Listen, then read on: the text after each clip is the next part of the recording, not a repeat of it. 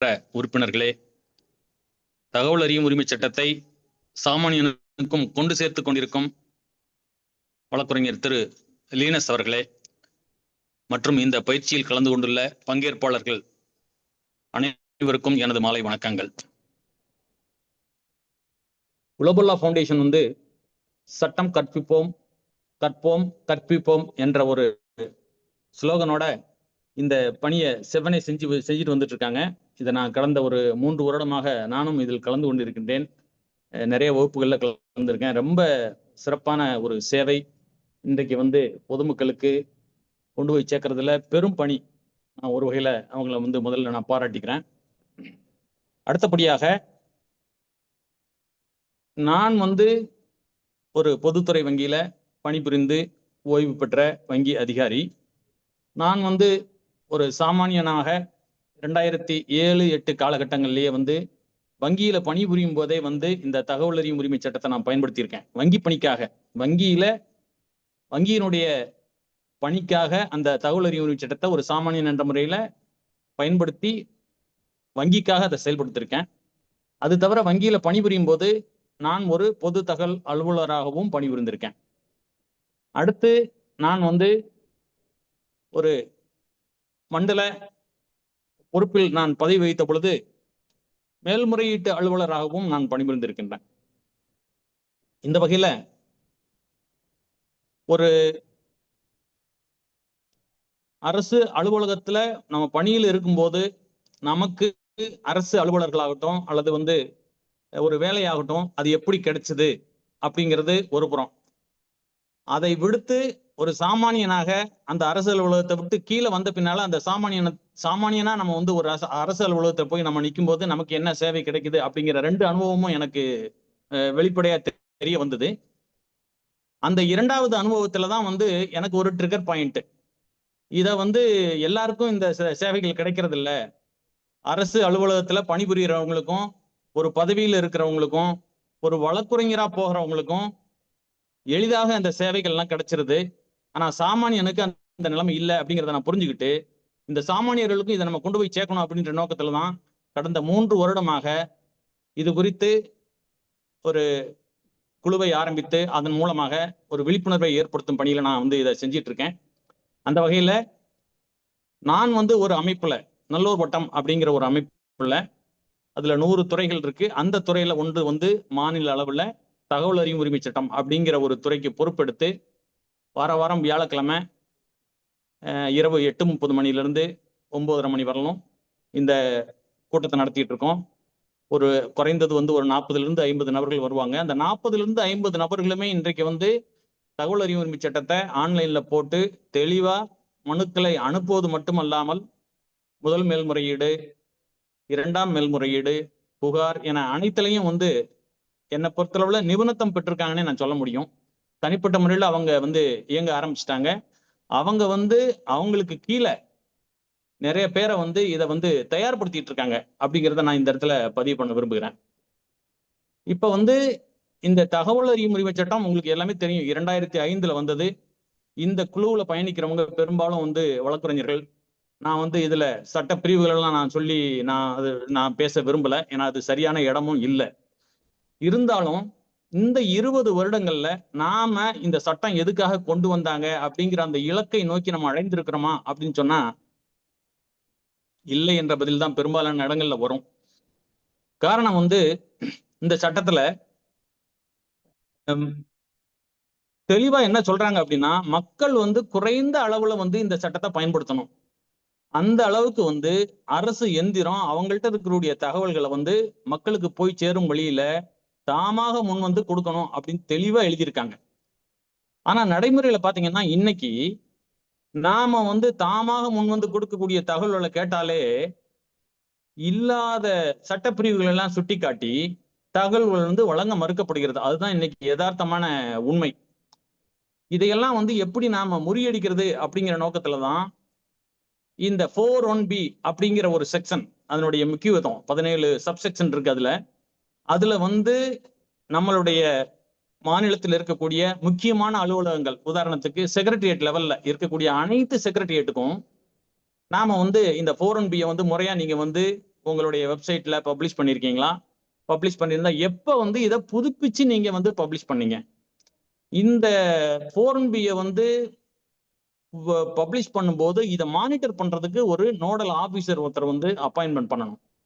அப்படியும் வந்து இந்த நோடல் ஆபீசர் வந்து அப்பாயின்மெண்ட் பண்ணியும் முறையாக வந்து அது அதாவது தாமாக முன் வந்து கொடுக்கக்கூடிய தகவல்களை கொடுக்கல அப்படின்னா இதை வந்து ஒரு 3ஆம் தரப்பு ஆடிட் ஒண்ணு பண்ணணும் அப்படிங்கிறது வந்து ஒரு சென்ட்ரல் கவர்மெண்ட், அதாவது மத்திய பணியாளர் நலத்துறை அமைச்சகம், அவங்க தான் டிஓபிடி, அவங்க தான் வந்து இந்த தகவல் அறியும் உரிமை சட்டத்துக்கான சுற்றறிக்கைகள் மற்ற மாடிபிகேஷன்ஸ் என்னென்ன பண்ணணுமோ எல்லாமே பொறுப்பு அவங்க தான்.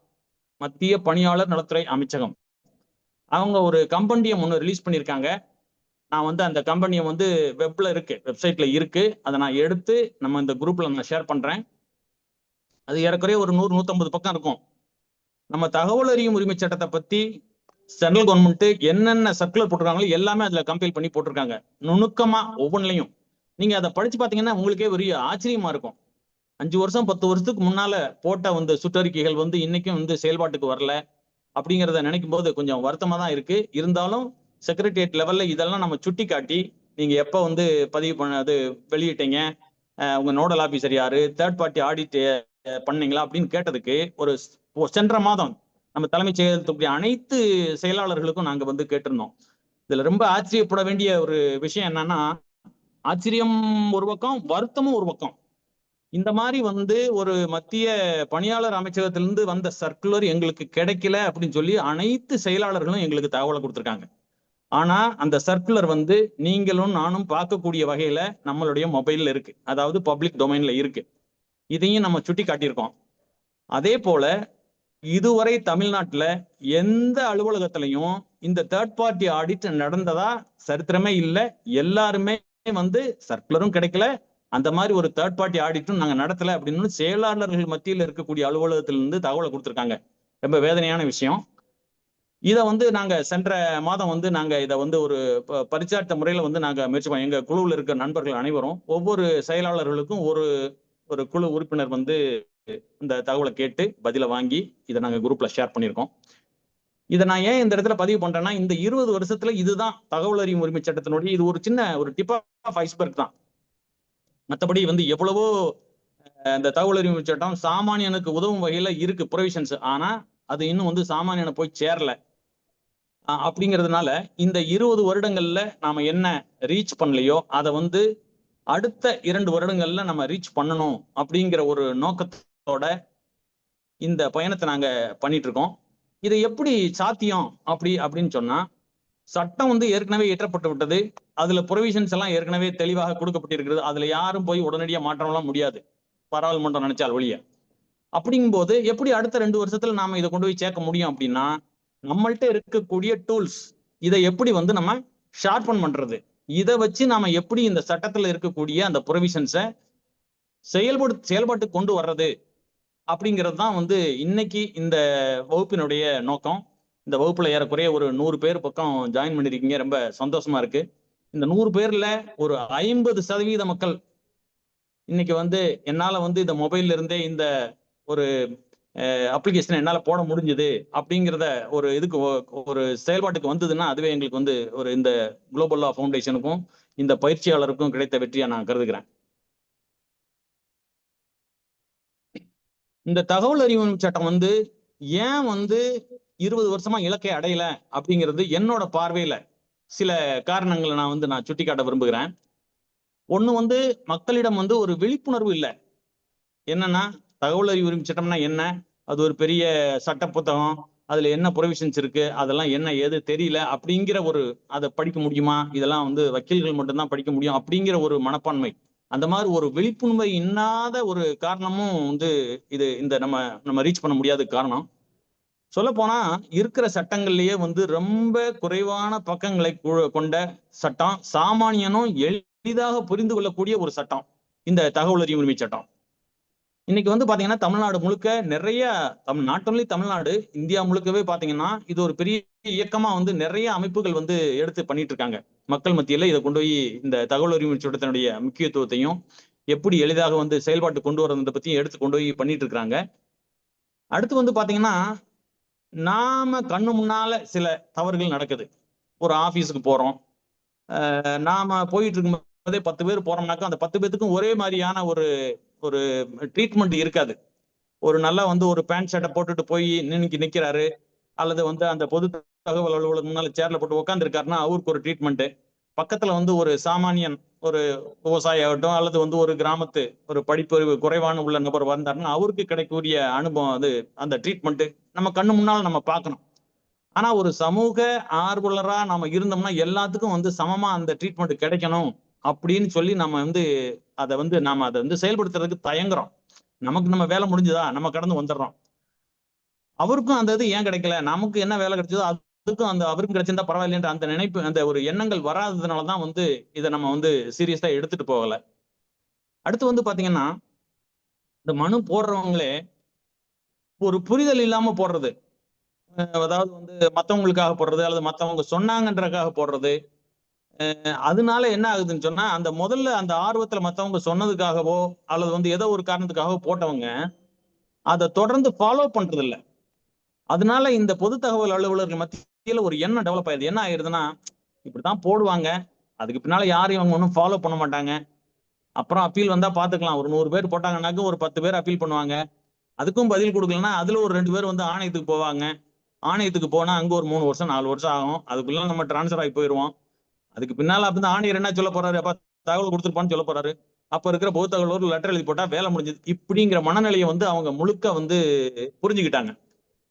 இந்த ஆணையமும் என்ன ஆகுது, இந்த மாதிரி தகவல் கொடுக்காதவங்களுக்கு சட்டப்படி தகவல் கொடுக்காத ஒவ்வொரு நாளைக்கும் 250 ரூபாய், அதிகபட்சமா 25,000 பெனால்டி போடணும்.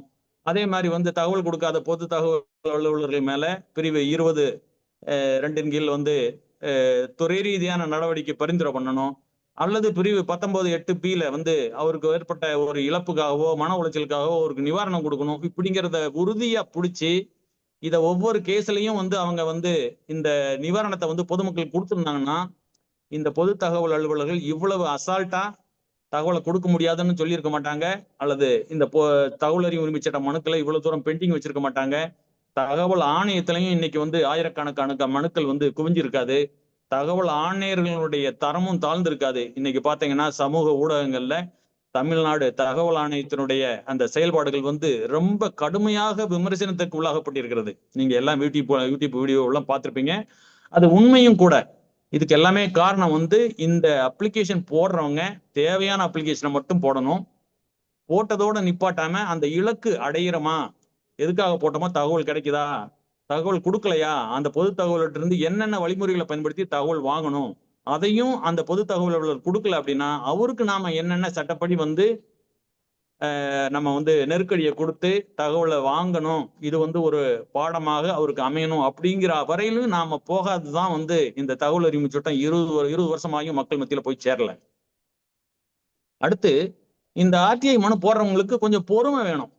அதாவது வந்து எப்படின்னா, ஒரு ரிட்டு போட்டா உடனே வந்து நமக்கு வந்து ஹைகோர்ட்லயோ சுப்ரீம் கோர்ட்லயோ போறோம். சில ரிட்டுகள் வந்து உடனே வந்து வருது, ஒரு ரிசல்ட்டை கொடுத்துட்றாங்க, கிளியர் பண்ணிடுறாங்க அப்படின்ற மாதிரி இல்ல. இது வந்து பாத்தீங்க அப்படின்னு சொன்னா 5 வருடங்கள் ஆன வழக்குகள்லாம் வந்து இருக்கு. உதாரணத்துக்கு போன 2025 மார்ச்ல ஒரு வழக்குக்காக நான் போயிருந்தேன்.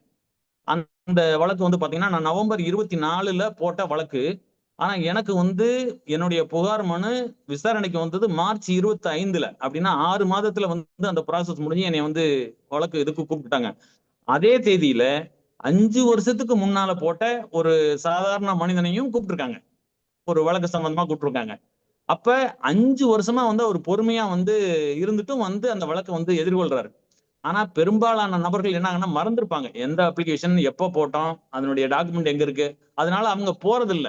அந்த தகவல் ஆணையர்களும் அதை சாதகமா பயன்படுத்திட்டு மனுதாரர் மேல்முறையீடு அவர் வந்து இந்த வழக்குக்கு வந்து ஆஜராகவில்லை, அதனால வந்து முற்றாக்கம் பண்ணப்படுகிறதுன்னு எளிதாக வந்து ஒரு தீர்ப்பை வழங்கி க்ளோஸ் பண்ணிட்டு போயிடுறாங்க. அதனால பொறுமையா இருந்து நமக்கு ப்ராப்பரா ஃபாலோ பண்ணாததும் வந்து ஒரு காரணம். அடுத்து வந்து பொதுமக்கள் மத்தியில இந்த குறைகளவு மனு, அதாவது கிரீவன்ஸ் பெட்டிஷனுக்கும் இந்த ஆர்டிஐ பெட்டிஷனுக்கும் ஒரு சின்ன குழப்பம். ரெண்டும் வேற வேற அப்படிங்கிற ஒரு தெளிவான புரிதல் இன்மை.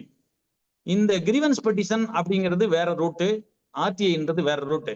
இவங்க என்ன நினைக்கிறாங்கன்னா, ஆர்டிஐ போட்டா நமக்கு நம்ம இஷ்யூஸ் எல்லாமே ரிசால்வ் ஆயிரும் அப்படின்னு அவங்க நினைக்கிறாங்க. அது முழுக்க முழுக்க தவறு. அந்த பொது தகவல் அலுவலர் வந்து இது மேல நடவடிக்கை எடுக்கலன்னு கூட அவர் வந்து தகவலா கொடுக்கலாம். அது வந்து அவரை நம்ம குறை சொல்ல முடியாது. ஏன்னா அவர் உள்ள தகவல் இந்த மனு மீது இன்னைக்கு தேதியில எந்த நடவடிக்கையும் எடுக்கலன்னு கொடுத்தா கூட அவரை பொறுத்தளவுல அவர் ரைட். ஆனா நாம வந்து அதை எப்படி ஹேண்டில் பண்ணணும்னா அடுத்து கிரீவன்ஸ் ரூட்ல போகணும்.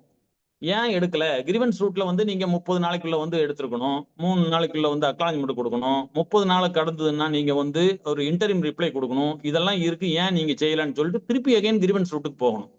கிரீவன்ஸ் ரூட்ல போய் அவங்க பதில் கொடுக்கலன்னா திருப்பி ஆர்டிஐ மனுவை நீங்க வந்து அதை கையில எடுக்கணும்.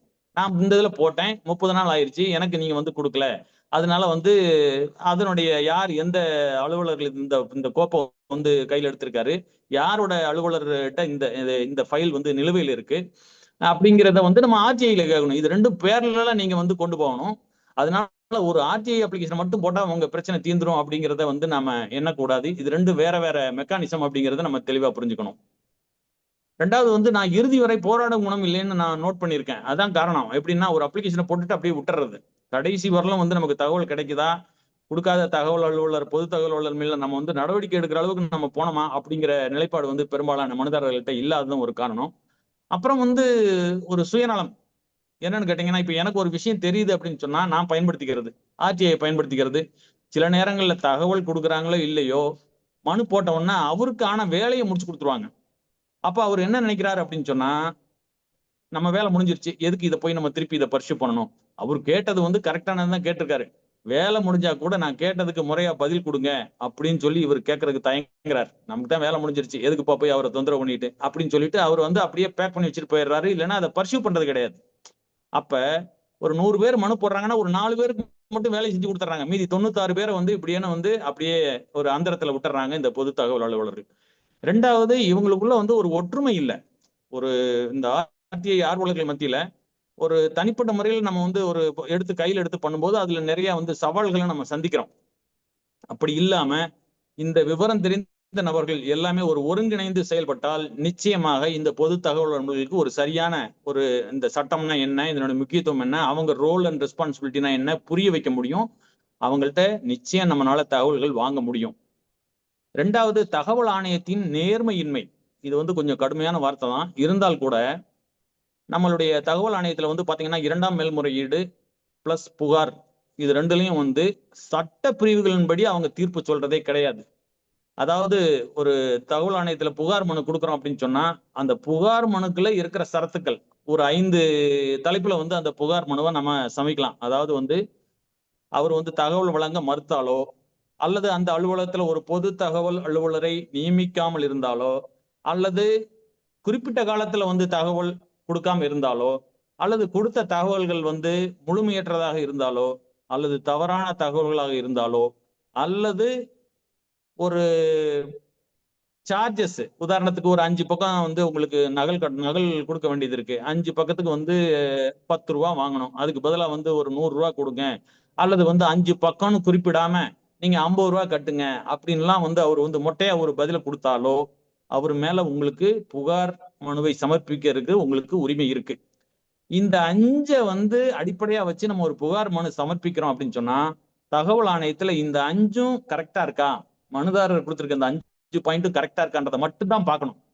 அப்படி பார்த்துட்டு இந்த மனுதாரர் சொன்ன விஷயங்கள் உண்மைன்னு சொன்னா ஒரு தகவல் வழங்காத ஒவ்வொரு நாளைக்கும் 250 ரூபாய், அதிகபட்சமா 25,000 ரூபாய் வந்து பெனல்டி போடணும். இதுதான் சட்டம் சொல்லுது. அது மட்டும் இல்லாம இந்த புகார் மனு சமர்ப்பிக்கிற மனுக்களுக்கு வந்து தகவல் கொடுங்கன்னு வந்து தகவல் ஆணையருக்கு சொல்லக்கூடாது. அதுக்கு உரிமை கிடையாது. சட்டத்துல இடமும் இல்லை. இத வந்து இந்த தகவல் ஆணையர்கள் செய்யாதனால சுப்ரீம் கோர்ட்டுக்கு போறாங்க. சுப்ரீம் கோர்ட் ஒரு ஜட்ஜ்மெண்ட்லயும் தெளிவா சொல்லியிருக்காங்க. 18(1) மனுல வரக்கூடிய ஒரு புகார் மனுவை 18(1)ல மட்டும்தான் விசாரிக்கணும். அதை 19(3)க்கு மாத்தி நீங்க தகவல் கொடுங்க அப்படின்னு சொல்றது வந்து கூடாது அப்படின்னு சொல்லி தெளிவா ஜட்ஜ்மெண்ட்ல சொல்லியிருக்காங்க. இத வந்து நம்மளுடைய தமிழ்நாடு தகவல் ஆணையமும் அவங்களுடைய வெப்சைட்ல நீங்க உள்ள போய் பாத்தீங்கன்னா தெரியும். ஒரு FAQ இருக்கும். அதாவது அடிக்கடி கேட்கப்படும் கேள்விகள்னு சொல்லி ஒண்ணு இருக்கும். அந்த FAQல பாயிண்ட் நம்பர் 25 நீங்க போய் படிச்சு பாத்தீங்கன்னா தெளிவா அந்த SLP நம்பரை போட்டு 18(1)ல வரக்கூடிய புகார் மனுக்களை 18(1)ல மட்டும்தான் விசாரிக்கணும், 19(3)ல மாத்தக்கூடாதுன்னு இப்ப நான் சொன்ன விஷயங்கள் அப்படியே போட்டிருக்காங்க. ஆனா நடைமுறையில் என்னன்னு பாத்தீங்கன்னா யாருக்கும் வந்து முழுவதுமாக இதுவரையிலும் வந்து 25,000 வந்து பெனல்டி போட்ட மாதிரி சரித்திரமே இல்லை. 25,000 பெனல்டி போட வேண்டிய இடத்துல 2,000 பெனல்டி போடுறது, அல்லது தகவல் கொடுத்துருங்கன்னு சொல்றது, அல்லது வந்து இந்த மாதிரி இப்படி சொல்லும்போது இந்த சட்டம் அப்படியே நீர்த்து போச்சு. அப்ப தகவல் ஆணையம் வந்து அவங்களுடைய அந்த தகவல் அறியும் உரிமை சட்டத்தினுடைய மாண்பை காப்பாற்ற வேண்டிய ஒரு பொறுப்புல இருந்து தவறிட்டாங்க. அதனாலதான் இன்னைக்கு தகவல் ஆணையம் வந்து இவ்வளவு ஒரு நெருக்கடியான ஒரு விமர்சனத்திற்கு உள்ளாக்கப்பட்டிருக்கு. அடுத்தபடியாக ஒரு தெளிவான அரசியல் பார்வை இல்லை. அதாவது வந்து இந்த சட்டம் எதுக்காக இயற்றப்பட்டது, அதாவது அபிஷியல் சீக்ரெட் ஆக்ட் உங்களுக்கு எல்லாத்துக்கும் தெரிஞ்சிருக்கும். அதை வந்து கையில வச்சுக்கிட்டு ஒரு பெரிய ஒரு என்ன சொல்றது, ஒரு இருட்டறைக்குள்ள வந்து வேலை பார்க்குற மாதிரி அரசு எந்திரம் செயல்பட்டு இருந்த யாருக்கும் வந்து அந்த உரிமையை கொடுக்கல. நம்மளுடைய அருணா ராய் இந்த போன்ற இப்போ ஒரு நம்மளுடைய சமூக ஆர்வலர்கள் ராஜஸ்தான்ல ஆரம்பிச்சு ஒரு நெடிய போராட்டத்திற்கு பின்னால 2005 வந்து இந்த சட்டம் வந்து கொண்டு வந்தாங்க. இந்த சட்டம் வந்து பாத்தீங்கன்னா ரொம்ப தெளிவாக ஒவ்வொரு வரியும் ஒவ்வொரு வார்த்தையும் வந்து அவ்வளவு ஒரு பொக்கிஷம் மாதிரி எழுதியிருக்காங்க. ஆனா இதை எழுதின இந்த அரசியல்வாதிகள், இந்த சட்ட நிபுணர்கள் நல்லா பண்ணியிருக்காங்க. ஆனா அதனுடைய அரசியல்வாதிகள் அதுக்கு பின்னால வந்தவங்க உண்மையாகவே இந்த சட்டத்துல சொல்லப்பட்ட வேண்டிய விஷயங்கள் மக்களுக்கு போய் சேரணுமா அப்படிங்கறத வந்து யாரும் ஆர்வம் காட்டல, விரும்பவும் இல்லை. அது வந்து அதுதான் யதார்த்தமான உண்மை. அதனாலதான் வந்து இந்த தகவல் அறியும் சட்டம் இந்த 20 வருஷமா இதே நிலைமையில இருக்கு. அடுத்தபடியா பாத்தீங்கன்னா இந்த மாதிரி ஒரு விஷயத்த நம்ம கையில் எடுத்துட்டு போய் ஒரு தகவல் வேணும், ஒரு சமூகத்துல ஒரு அநியாயம் நடக்குது, இதை வந்து நம்ம தட்டி கேட்கணும், அதுக்கு இந்த தகவல் இருந்தா வந்து உபயோகமா இருக்குன்னு ஒருத்தர் வந்து எடுத்துட்டு போய் ஒரு அரசு எந்திரத்திட்ட கேட்க போகும்போது சில பாதிப்புகளுக்கு அவர் உள்ளாக்கப்படுறார். அதுல நீங்க பார்த்திருப்பீங்க, அங்கங்க பாத்தீங்கன்னாக்கும் அவனுடைய பாதிப்புகள் நிறையவே இருக்கு. இதனால வந்து சின்ன பாதிப்புல இருந்து உயிரிழப்பு வரலும் கூட வந்து போன சம்பவங்கள்லாம் நிறைய நடந்திருக்கு. அதனாலையும் வந்து பொதுமக்கள் இதுல வந்து ஆர்வம் காட்டிக்கிறது இல்லை, நமக்கு ஏன் வம்பு அப்படிங்கிறத ஒதுங்கி போயிடுறாங்க. அதுக்கு அடுத்தபடியாக காலத்திற்கு ஏற்ற போல் நாம இதை தயார்படுத்த நம்ம நம்ம பொதுமக்கள் வந்து இதை நம்ம தவறிட்டோம். என்னன்னு கேட்டீங்கன்னா, ஒரு ஒரு 10 வருஷம் அல்லது 5 வருஷத்துக்கு முன்னால எல்லாம் பாத்தீங்கன்னு சொன்னாக்கும், நீங்க ஒரு பணம் வந்து ஒரு வித்ரா பணம் போகணும், வங்கிக்கு போகணும் அப்படின்னு சொன்னா முதல்ல அங்க போய் மெனக்கெட்டு வித்ராயல் ஸ்லிப்பு செக்கை போட்டு கேஷ் கவுண்டர்ல நின்று பணத்தை எடுத்துக்கிட்டு இருந்தீங்க. கொஞ்ச நாள் கழிச்சு வந்து அதுக்கு பதிலா வந்து ஒவ்வொரு இடங்கள்லயும் ஏடிஎம் வைக்க ஆரம்பிச்சாங்க. பேங்க்குள்ள போகாம ஏடிஎம்ல கார்டை போட்டு எடுக்க ஆரம்பிச்சோம். ஆனா இன்னைக்கு காலகட்டங்கள் மாறி யாரும் ஏடிஎம்முக்கே போறது இல்ல, பாக்கெட்ல பர்ஸ் வச்சுக்கிறது கிடையாது, பணமும் வச்சுக்கிறது கிடையாது. எல்லா மொபைல்லயும் வந்து ஜிபேல இருந்து பேடிஎம்ல இருந்து என்னென்ன ஆப் இருக்கோ எல்லா ஆப்பையும் வச்சிருக்கோம். போற இடத்துல 5 ரூபாய்க்கு கூட வந்து நம்ம மொபைலை வந்து கிளிக் பண்ணி 5 ரூபாய் பேமெண்ட் பண்ணிட்டு வந்துட்டு இருக்கோம். இந்த அடாப்டேஷன் இதை வந்து நாம வந்து நமக்கு தேவையை வந்து பூர்த்தி பண்றதுக்காக பண்ணிட்டோம். ஆனா இந்த தகவல் அறியும் உரிமை சட்டத்தை பயன்பாட்டுக்கு என்னென்ன சட்டத்துல சொல்லப்பட்ட வேண்டிய விஷயங்களோ அல்லது அரசாணைகளோ இருக்கிறத நாம வந்து பயன்படுத்த தவறிவிட்டோம். இப்ப குறிப்பா சொல்ல போனா இப்ப இந்த குரூப்லயே வந்து ஒரு 100 பேர் இருக்கணும்னா எவ்வளவு பேர் வந்து நாம இத வந்து இந்த சட்டத்துல 2005லயே வந்து இந்த சட்டத்துல என்ன சொல்லியிருக்காங்கன்னா எலக்ட்ரானிக்கலா கேட்டா கூட நாம வந்து பதில் சொல்லணும். நான் அடுத்த ஸ்லைட்ல அதுக்கு நான் போறேன். சோ இத எல்லாமே வந்து நம்ம சரி பண்ணணும் அப்படின்ற ஒரு நோக்கத்துல தான் வந்து ஒரு சின்ன ஒரு ஸ்பார்க்காவது அட்லீஸ்ட் வெடிக்கும் அப்படிங்கிற ஒரு நோக்கத்துல தான் இந்த இந்த பயிற்சி ஓப்பன் இன்னைக்கு நம்ம நடத்திட்டு இருக்கோம். இதுல வந்து அப்கோர்ஸ் குளோபல் லா ஃபவுண்டேஷன் என்ன சொல்றாங்க அப்படிங்கிறத போட்டிருக்கேன். பிறகு வந்து ஒரு சட்டம் மற்றும் தகவல் அறிந்த தனி மனிதனால் மட்டுமே ஒரு நாட்டின் சிறந்த பொறுப்புள்ள குடிமகனாக செயலாற்ற முடியும் அப்படிங்கிறது தான் உண்மை. ஒரு informed citizen only can become a responsible citizen. அப்ப நாம வந்து ஒரு ரெஸ்பான்சிபிள் சிட்டிசனா இருக்கணும், சமூகத்தினுடைய நடக்கக்கூடிய அவலங்களை தட்டி கேட்கணும் அப்படின்னா உங்களுக்கு விஷயம் தெரிஞ்சிருக்கணும், சட்டம் தெரிஞ்சிருக்கணும். அப்பதான் நீங்க வந்து தட்டி கேட்க முடியும். இல்லைன்னா நாம வந்து கடந்து போயிட்டே இருப்போம். அது நமக்கே வந்து பாதகமாகும் அல்லது நம்ம சுத்தி இருக்கிற சமூகத்துக்கு பாதகமாகும். அதையெல்லாம் களையும் பொருட்டு தான் வந்து இப்ப குளோபல் லா ஃபவுண்டேஷன் மாதிரியோ அல்லது வந்து நல்லோர் ஓட்டத்தின் மாதிரியோ இந்த மாதிரி அமைப்புகள் வந்து இந்த வேலைகளை கையில் எடுத்து பண்ணிட்டு இருக்கோம். இப்ப நம்ம தகவல் அறிவு உரிமை சட்டத்துல ஒரு அடிப்படையான பிரிவு எல்லாருக்கும் தெரிஞ்ச விஷயம், ஒரு அப்ளிகேஷன் எழுதுனோம்னா தகவல் அறியும் உரிமை சட்டத்தினுடைய பிரிவு 6(1) கீழ் மனு அப்படிங்கிறத வந்து எல்லாமே வந்து எழுதுவோம் அல்லது கற்றுக் கொடுத்துருப்பாங்க. உங்களுடைய பார்வைக்காக அந்த 3 லைன் நான் இங்க வைக்கிறேன். A person who desires to obtain any information under this act shall make a request in writing or through electronic means in English or Hindi. Of course கீழே இருக்கிறத நான் படிக்க விரும்பல. இப்ப இந்த இடத்துல எதுக்கு நான் இதை வந்து ஹைலைட் பண்றேன், த்ரூ எலக்ட்ரானிக் மீன்ஸ் அப்படின்னா, இந்த சட்டம் 2005 ஏற்றப்பட்டது.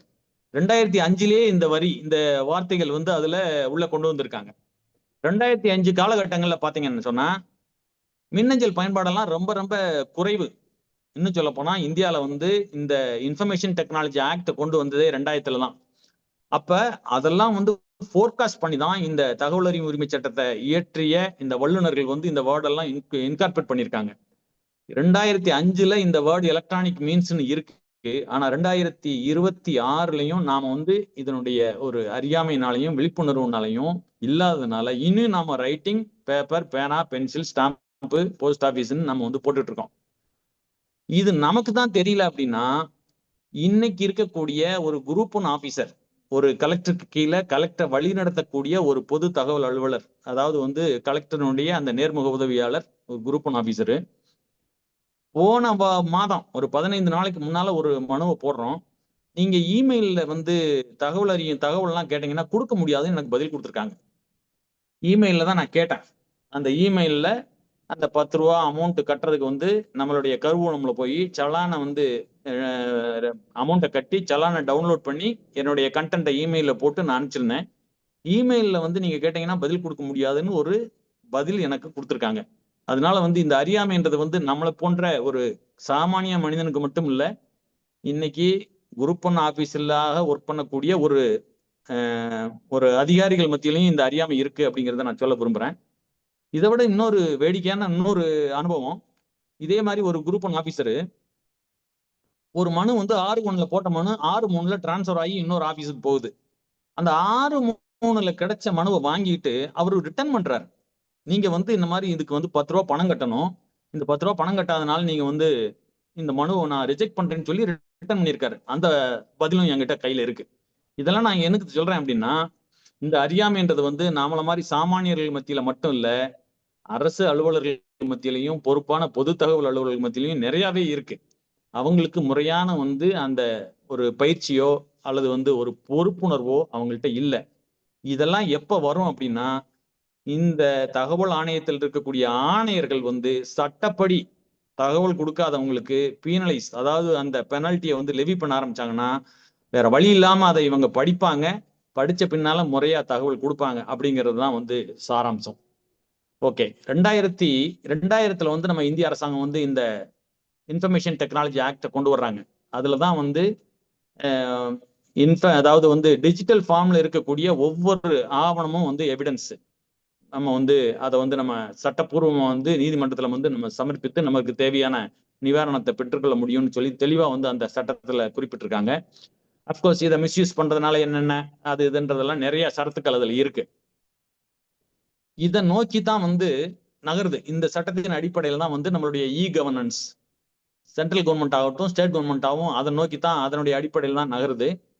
இந்த மத்திய அரசாங்கமும் மாநில அரசாங்கமும் என்ன பண்றாங்க, அடிப்படையில வந்து இந்த சப்ளிமெண்ட் பண்றதுக்காக வந்து இமெயில் பாலிசி அப்படிங்கிற ஒரு கொள்கையை வந்து முன்னெடுக்கிறாங்க. அதை வந்து ஏற்படுத்தி வெளியிடுறாங்க. அந்த இமெயில் பாலிசி பிரகாரம் தான் வந்து இந்த அரசு அலுவலர்கள் வந்து செயல்படணும் அப்படிங்கறத வந்து அதுல தெளிவா வரையறுத்திருக்காங்க.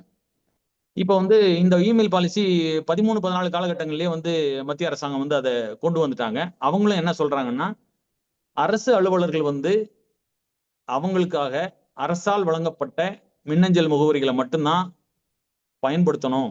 அரசு அலுவலகத்திலும் அரசு பணிக்காகவும் அல்லது அரசு அந்த அலுவலகங்களுக்கு இடையில் நடக்கக்கூடிய அந்த சம்பாஷணைகளுக்காகவும் அல்லது பொதுமக்களோட தொடர்பு கொள்றதுக்கும் இந்த அரசால் வழங்கப்பட்ட மின்னஞ்சல் முகவரியை மட்டும் தான் பயன்படுத்தணும்னு 2013 சொல்லியிருக்காங்க. இதை தொடர்ந்து தமிழ்நாடு கவர்மெண்ட்டுமே வந்து வெவ்வேறு காலகட்டங்கள்ல இந்த இமெயில் பாலிசியை வந்து அனௌன்ஸ் பண்ணியிருக்காங்க. கடைசியா வந்து பாத்தீங்கன்னா அதனுடைய 2.0 வெர்ஷன் வந்து 2024 வந்து அனௌன்ஸ் பண்ணியிருக்காங்க. அதுல வந்து தெளிவா சொல்லியிருக்காங்க. அதாவது வந்து அரசால் வழங்கப்படக்கூடிய மின்னஞ்சல்களை தவிர வேற ஏதாவது பயன்படுத்தினா அது வந்து சட்டப்படி தவறு, அவங்க மேல வந்து ஒழுங்கு நடவடிக்கை எடுக்கப்படும் அப்படிங்கிறது தெளிவா சொல்லியிருக்காங்க. இதுக்காக வந்து பாத்தீங்கன்னு சொன்னா, இந்த மின்னாளுமையை வந்து சிறப்பா கொண்டு போகணும், ஒரு டிரான்ஸ்பரண்டா எஃபிஷியண்டா அரசு அலுவலகங்கள் செயல்படணுன்றதுக்காக தான் வந்து தமிழ்நாட்டில் வந்து இந்த ஆபீஸ் அப்படிங்கிற ஒரு கான்செப்டை இன்ட்ரடியூஸ் பண்ணாங்க 2019. அதுல என்ன சொல்ல வர்றாங்க அப்படின்னு சொன்னா, இந்த ஃபைல் மூவ்மெண்ட், நம்ம ஒரு அப்ளிகேஷன் கொண்டு போய் கொடுக்குறோம்னா அது மட்டும்தான் வந்து அங்க காகிதமா இருக்கணும். அதன் மேல எடுக்கக்கூடிய ஒவ்வொரு நடவடிக்கையும் கணினி மூலமா தான் நடக்கணும் அப்படிங்கிறது தான் வந்து அந்த ஆபீஸோட கான்செப்ட். கீழே உட்காந்துருக்க அந்த ஜூனியர் அசிஸ்டன்ட் இந்த மனு மேல என்ன பரிந்துரை செய்யறாரு அல்லது என்ன வந்திருக்கு அப்படிங்கிறத ஒரு கம்ப்யூட்டர்ல போடுவாரு. அதை கம்ப்யூட்டர் வழியா தான் வந்து அவருக்கு மேல இருக்க சூப்பரண்டுக்கோ அல்லது வந்து டெப்டி தாசில்தாருக்கோ அவர் அனுப்புவார். அதை அவர் பார்த்துட்டு அதை அப்ரூவ் பண்ணிட்டு அவருடைய டிஜிட்டல் சிக்னேச்சரை வச்சு அதை வந்து டிராஃப்ட் அப்ரூவ் பண்ணுவாரு. அது பெர்மனண்டா அங்க இருக்கும். அதை வேணும்னா வந்து அந்த மனுதாரருக்கு தகவல் சொல்லணும்னா ஒரு பிரிண்ட் எடுத்து அவர் வந்து டெஸ்பாச் பண்ணணும். ஸோ ஃபைல் மூவ்மெண்ட் எல்லாமே வந்து கம்ப்யூட்டர்ல தான் நடக்கணும். அதுக்காகத்தான் வந்து அந்த ஆபீஸ்ன்ற கான்செப்ட் வந்து இன்ட்ரடியூஸ் பண்ணாங்க. 2019 தமிழ்நாட்டில் இன்ட்ரடியூஸ் பண்ணியிருக்காங்க. இதுல இந்த ஆபீஸ் இன்ட்ரடியூஸ் பண்றதுக்கு பாத்தீங்கன்னு சொன்னா இந்த ஜியோ உங்களுடைய தகவலுக்காக நான் வச்சிருக்கேன். 2019 ஆபீஸ் இன்ட்ரடியூஸ் பண்ணப்ப இதுக்கு ஒதுக்கப்பட்ட நிதியெல்லாம் பாத்தீங்கன்னா ரொம்ப சாதாரண அமௌண்ட் எல்லாம் கிடையாது. 2019 வந்து 19 கோடி. இது வந்து அப்படியே கொஞ்சம் கொஞ்சமா பெருசாகி 30 கோடி. இப்ப சமீபத்துல இதனுடைய அடுத்த வெர்ஷன் வந்து 30 கோடி அலாட் பண்ணியிருக்காங்க. இதுல 19 கோடி வந்து ஹார்ட்வேர் வாங்குறதுக்கு மட்டும்.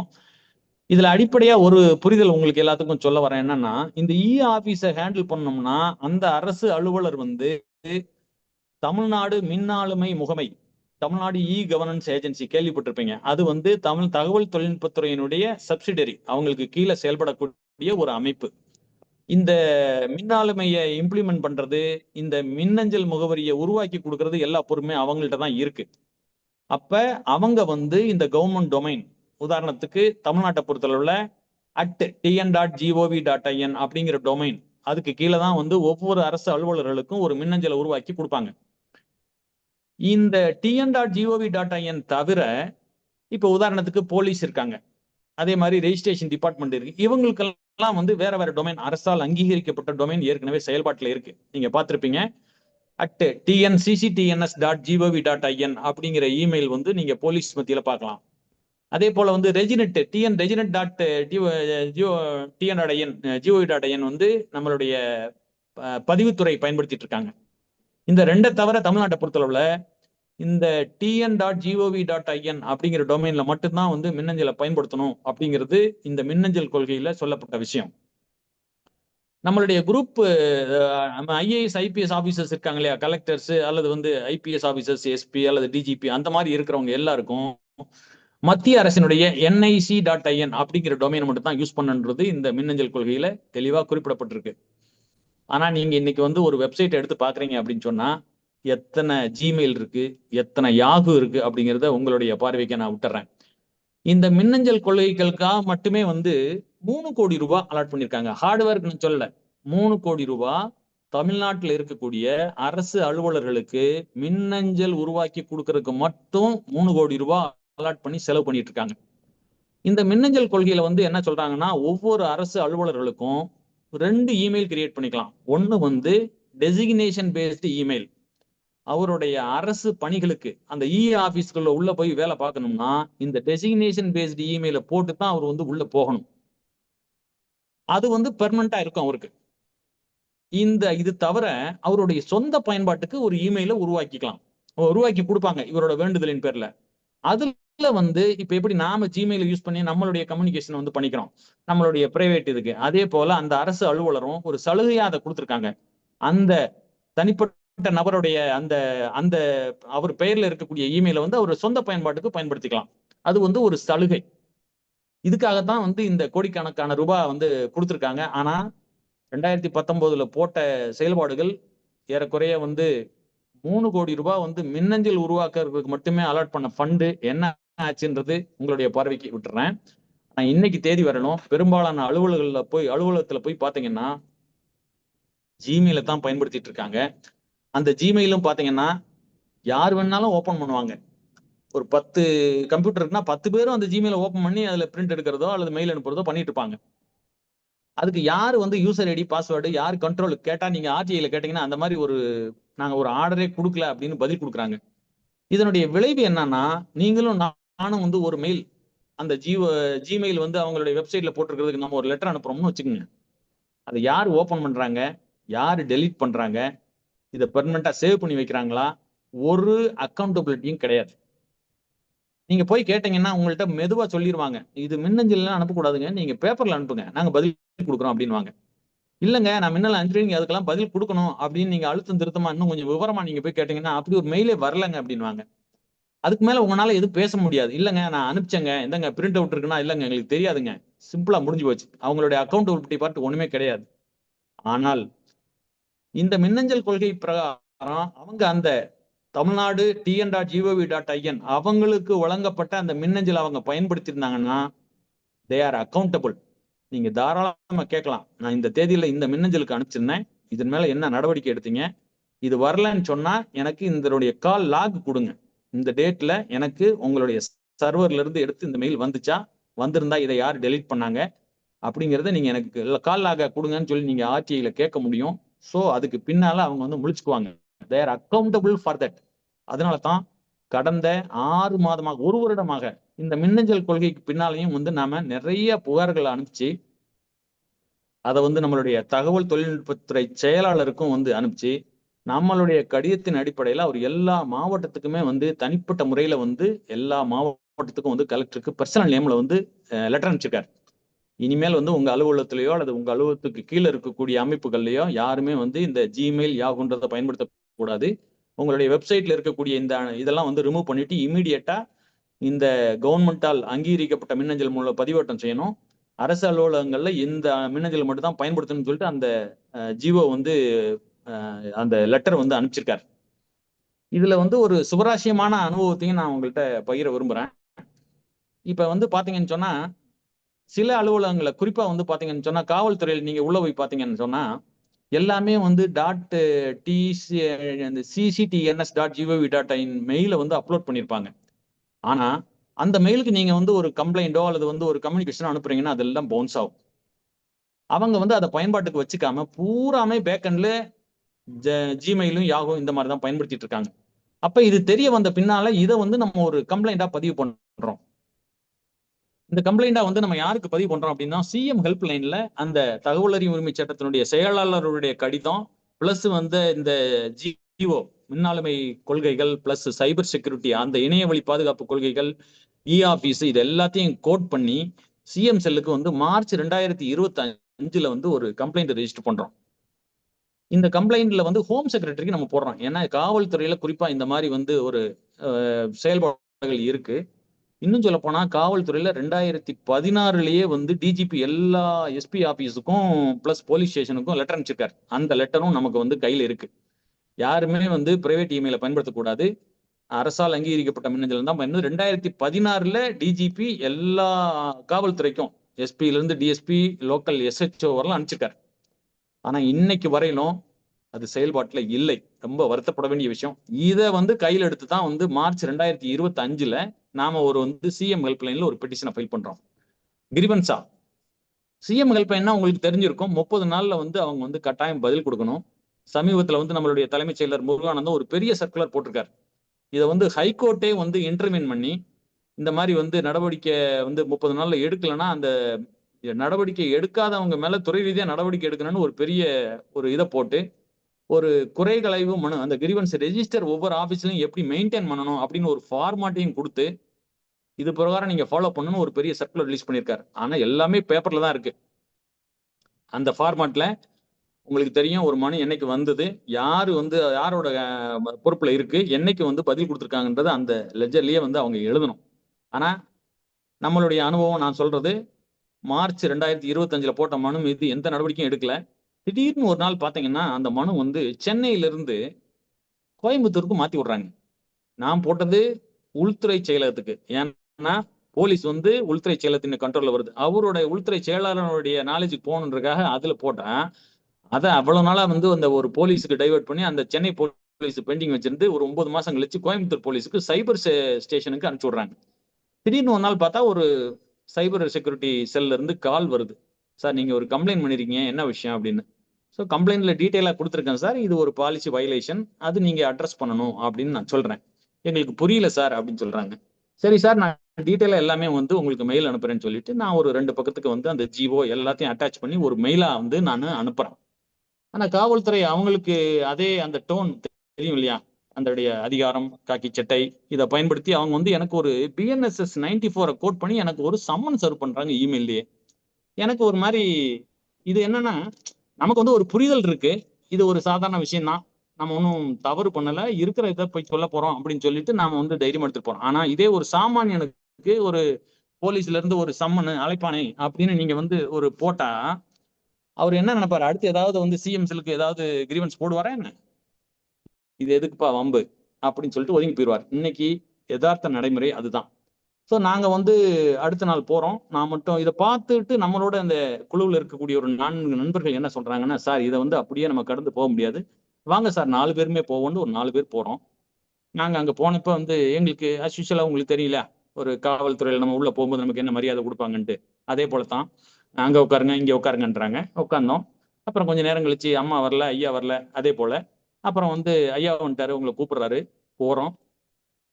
ஒரு அம்மாவ வந்து இன்ட்ரெஸ்ட் பண்ணியிருக்காங்க. நாங்க போய் நிக்கிறோம். 4 பேரும் எல்லாமே இன்னும் சொல்லப்போனா யாரும் சாதாரண ஆட்கள் இல்ல. எல்லாம் சீனியர் சிட்டிசன்ஸ். விவரம் தெரிஞ்சவங்க தான். போய் 4 பேரும் நிக்கிறோம். அந்த அம்மா வந்து ஒரு அவ்வளவுதான் ரொம்ப ஒரு யங் ஏஜ் தான். ஒரு ஒரு இன்ஸ்பெக்டர்ன்னு நெனைக்கிறேன். அத அப்படியே படிச்சு பார்க்கும்போதே வந்து பார்த்துக்கிட்டு, இது என்னங்க இப்போ என்ன சார் கேட்டுருக்கிறீங்க? என்ன இதுக்கெல்லாம் ஒரு கம்ப்ளைண்டா? அவங்க பான்ல எல்லாமே சொல்லிட்டு இருக்காங்க. எங்கள ஒரு ஒரு 5 நிமிஷம் பக்கமா வந்து நிக்க வச்சுட்டே பேசிட்டு இருந்தாங்க. அப்ப நாங்க வந்து முதல்ல வந்து எங்களுக்கு உட்கார்றதுக்கு ஒரு சீட்டு குடுங்க மேடம். அப்புறம் பேசுவோம் அப்படின்னு சொன்ன உடனே, அந்த அம்மா வந்து வேகமாயிட்டாங்க. வேகமாயிட்டு நீங்க வெளிய போய் உட்காருங்க சார் அப்படின்றாங்க. நீங்க வந்து இங்க இருக்கைலாம் இடமும் கிடையாது அப்படின்னா, அப்ப இருக்கை இல்லாத இடத்துல எங்கள எதுக்கு வந்து விசாரணைக்கு அழைக்கிறீங்கன்னு நாங்க வந்து கேட்கிறோம். அப்புறம் உடனே வந்து நீங்க வெளிய போய் உட்காரணும்னா, நாங்க அந்த இடத்த விட்டு நகர்றோம். உடனே இன்னொரு ஒரு சப் இன்ஸ்பெக்டர் வேகமா ஓடி வந்து, "சார், சார் வாங்க, வாங்கன்னு" ஒரு சேர் இழுத்து போட்டு உட்காருங்க, உட்காருங்க சார்ன்னு சொல்லி எங்கள சமாதானப்படுத்துறாரு. அப்ப அவரும் ஆரம்பிச்சு, "என்ன சார்? ஏது சார்ன்னு?" கேட்கிறாரு. இந்த மாரிங்க ஒரு பாலிசி வயலேஷன் இருக்கு. அதனால இத போட்டிருக்கோம். அத உங்களுக்கு அனுப்ப வேண்டிய அவசியமே இல்ல. இது பதில் சொல்ல வேண்டிய ஒன்று உள்துறை செயலாளரும் வந்து டிஜிபியும். உங்களுக்கு ஏன் அனுப்பிச்சாங்கன்னு தெரியல. இருந்தாலும் உங்க ஆபீஸ்லயே நீங்க Gmail தான் யூஸ் பண்ணிட்டு இருக்கிறீங்க. உங்க வெப்சைட்ட ஓப்பன் பண்ணி பாருங்க. அப்படின்னு சொன்ன உடனே, சார் Gmailலாம் யூஸ் பண்ணாம எப்படி சார் வேலை பார்க்கறது? அப்படின்னு அவரு கேட்கிறாரு. அப்ப நாங்க சொல்றோம், சார் இப்போ Gmail யூஸ் பண்ணக்கூடாதுன்றது தான் கவர்ன்மெண்ட் சொல்லுது. அதனால நீங்க வந்து இத யூஸ் பண்ணக்கூடாதுன்னு திருப்பி சொல்றாங்க. என்ன சார் இப்படி சொல்றீங்க? சார் நீங்க ஒவ்வொருத்தருக்கும் உங்களுக்கு தனிப்பட்ட முறையில வந்து உங்களுக்கு வந்து உங்க டெசிக்னேஷன் பேஸ்டு இமெயில் வந்து டிஎன்இஜே கிரியேட் பண்ணி கொடுத்துருக்கோம். நீங்க அதான் பயன்படுத்தணும். என்ன சார் சொல்றீங்க? 1,50,000 பேர் இருக்காங்க. நீங்க சொல்றீங்கன்னா 1,50,000 பேருக்கு இந்த மாதிரி பண்ணுமா சார்ன்னு கேட்கிறாரு. சார் இதுக்கு தான் சார் 3 கோடி ரூபாய் செலவு பண்ணி கவர்மெண்ட் ஃபண்ட் அலாட் பண்ணிருக்காங்க. எல்லாம் சொன்னோம்னா அவர் கொஞ்சம் கொஞ்சமா அப்படியே டவுன் ஆகுறாரு. சார் இதை எங்கள்கிட்ட சொல்லி என்ன சார் பண்றது? இதை நீங்க சீஃப் செக்ரட்டரிக்குல சார் சொல்லியிருக்கணும். உங்க மெயில ஓபன் பண்ணி பாருங்க. உங்க சீஃப் செக்ரட்டரிக்கு தான் நான் காப்பி போட்டிருக்கேன். உங்க டிஜிபியும் காப்பி போட்டிருக்கேன்னு சொன்ன உடனே அவர் ஆஃப் ஆயிட்டார். ஆஃப் ஆயிட்டு ஏறக்குறைய ஒரு 2 மணி நேரம் வந்து இந்த ஒரு நடைமுறைகள் எல்லாம் நடந்துட்டு இருக்கு. அப்புறம் வந்து எங்கள அந்த ஒரு இன்னொரு பொறுப்பான ஒரு அதிகாரிட்ட அனுப்பி வைக்கிறாங்க. அப்ப அவரு வந்து எங்கள பத்தி ஓரளவுக்கு புரிஞ்சுக்கிட்டாரு. புரிஞ்ச உடனே, "சார் என்ன சார் விஷயம்ன்னு?" கேட்கிறாரு. எல்லாம் சொன்ன உடனே, "சார் நாங்க எடுத்து என்ன நடவடிக்கை எடுக்கணுமோ எடுக்கிறோம் சார்ன்னு" சொல்லிட்டு எங்கள அனுப்பிச்சு வச்சுட்டாங்க. இது ஒரு சின்ன ஒரு சுவாரஸ்யமான இதுக்காக நான் உங்கள்ட்ட சொல்ல வரேன். இது விஷயமா வந்து நான் அப்புறம் வந்து ஒரு மீடியால வந்து ஒரு ஒரு ரிப்போர்ட்டும் நாங்க குடுத்தோம். அது விஷயமான அந்த வீடியோவ நான் வந்து அடுத்த குழுவுல நான் உங்களுக்கு ஷேர் பண்றேன். கொஞ்சம் லென்த்தியா போயிருச்சு. இருந்தாலும் ஒரு ஒரு அனுபவத்த பகிர்ந்ததுக்காக நான் இத சொன்னேன். இது வந்து இந்த ஜியோ வந்து ஆபீஸோட இம்ப்ளிமெண்டேஷன். இந்த இமெயில் செயல்பாடுகள் இப்படித்தான் இருக்கு அப்படிங்கிறத இப்ப நான் ஓரளவுக்கு உங்களுக்கு பிரீஃப் பண்ணியிருக்கேன். அடுத்து வந்து பாத்தீங்க அப்படின்னு சொன்னா, இந்த எலக்ட்ரானிக் வேல வந்து நாம எப்படி தகவல்கள வாங்குறது? இதனுடைய நிலைப்பாடு என்ன அப்படின்னா, இந்தியால வந்து மத்திய அரசு வந்து இந்த இணையதளத்தின் மூலமாக தகவல குடுக்கறதுக்கு வந்து ஒரு 6, 7 வருஷங்களுக்கு முன்னாலேயே இந்த அ 2015 காலகட்டங்கள்லயே கொண்டு வந்துட்டாங்க. இன்னும் சொல்லப்போனா சிறப்பாவே பண்ணிட்டு இருக்காங்க. இதை தொடர்ந்து சில மாநிலங்களும் செயல்படுத்திட்டாங்க. நம்ம மாநிலத்துல என்ன பண்ணாங்க அப்படிங்கிறது வந்து 2020ல வந்து இந்த வெப்சைட்ல மூலமா வந்து இந்த தகவல குடுக்கணும் அப்படிங்கிற ஒரு முயற்சிய எடுக்குறாங்க. சோ இதுக்கு முன்னாலேயே என்ன பண்றாங்க, பப்ளிக் லிட்டிகேஷன்ஸ் எல்லாமே வந்து ஃபைல் பண்ணிடுறாங்க சுப்ரீம் கோர்ட்ல. இந்த மாரி வந்து 2005ல எலக்ட்ரானிக்கலா கேட்டாலும் வந்து பதில் குடுக்கணும்னு சட்டத்துல இருக்கு. ஆனா வந்து எந்த ஒரு அரசாங்கமும் வந்து இத வந்து எலக்ட்ரானிக்கலா குடுக்கறதுக்கான முயற்சி எடுக்கலன்னு சொல்லி ஒரு பப்ளிக் இன்ட்ரெஸ்ட் லிட்டிகேஷன் ஃபைல் பண்ணிட்டாங்க. அது வந்து நம்ம ஸ்டேட்டும் வந்து அதுல ஒரு என்ன சொல்றது, கம்ப்ளை பண்ணாத ஒரு ஸ்டேட். சோ நமக்கு ஸ்டேட்டுக்கு எதிராவும் அந்த பெட்டிஷன ஃபைல் பண்ணியிருக்காங்க. அதை தொடர்ந்து வந்து 2020ல வந்து நம்மளுடைய பர்சனல் அண்ட் அட்மினிஸ்ட்ரேட்டிவ் ரிஃபார்ம்ஸ் இப்ப வந்து ஹியூமன் ரிசோர்ஸ் மேனேஜ்மெண்டா மாத்திருக்காங்க. அவங்க வந்து ஒரு ஜியோ பாஸ் பண்றாங்க. இது வந்து 29/4/2020 வந்து இந்த வெப்சைட்டை முதல்ல கொண்டு வரணும்னு சொல்லிட்டு ஒரு இனிஷியேட்டிவ் எடுக்கிறாங்க. ஆரம்ப கட்டத்தில் வந்து இந்த வெப்சைட்டை வந்து NIC நேஷனல் இன்ஃபர்மேட்டிக்ஸ் சென்டர் தான் வந்து இப்போ சென்ட்ரல் கவர்மெண்டோட கம்ப்ளீட் இந்த இன்ஃப்ராஸ்ட்ரக்சர், அதாவது வெப்சைட் எல்லா கண்ட்ரோலும் அவங்கள்ட்ட தான் இருக்கும். ஸோ நம்ம மாநிலத்துக்கும் அவங்க தான் அதை பொறுப்பெடுத்து அவங்கள்ட்ட ஹேண்ட் ஓவர் பண்றாங்க. ஆனா அவங்க வந்து அந்த ஆர்கிடெக்சர், வெப் கிரியேஷன் இது மட்டும் தான், டெக்னிக்கல் இது மட்டும் தான் அவங்களுடைய பொறுப்பு.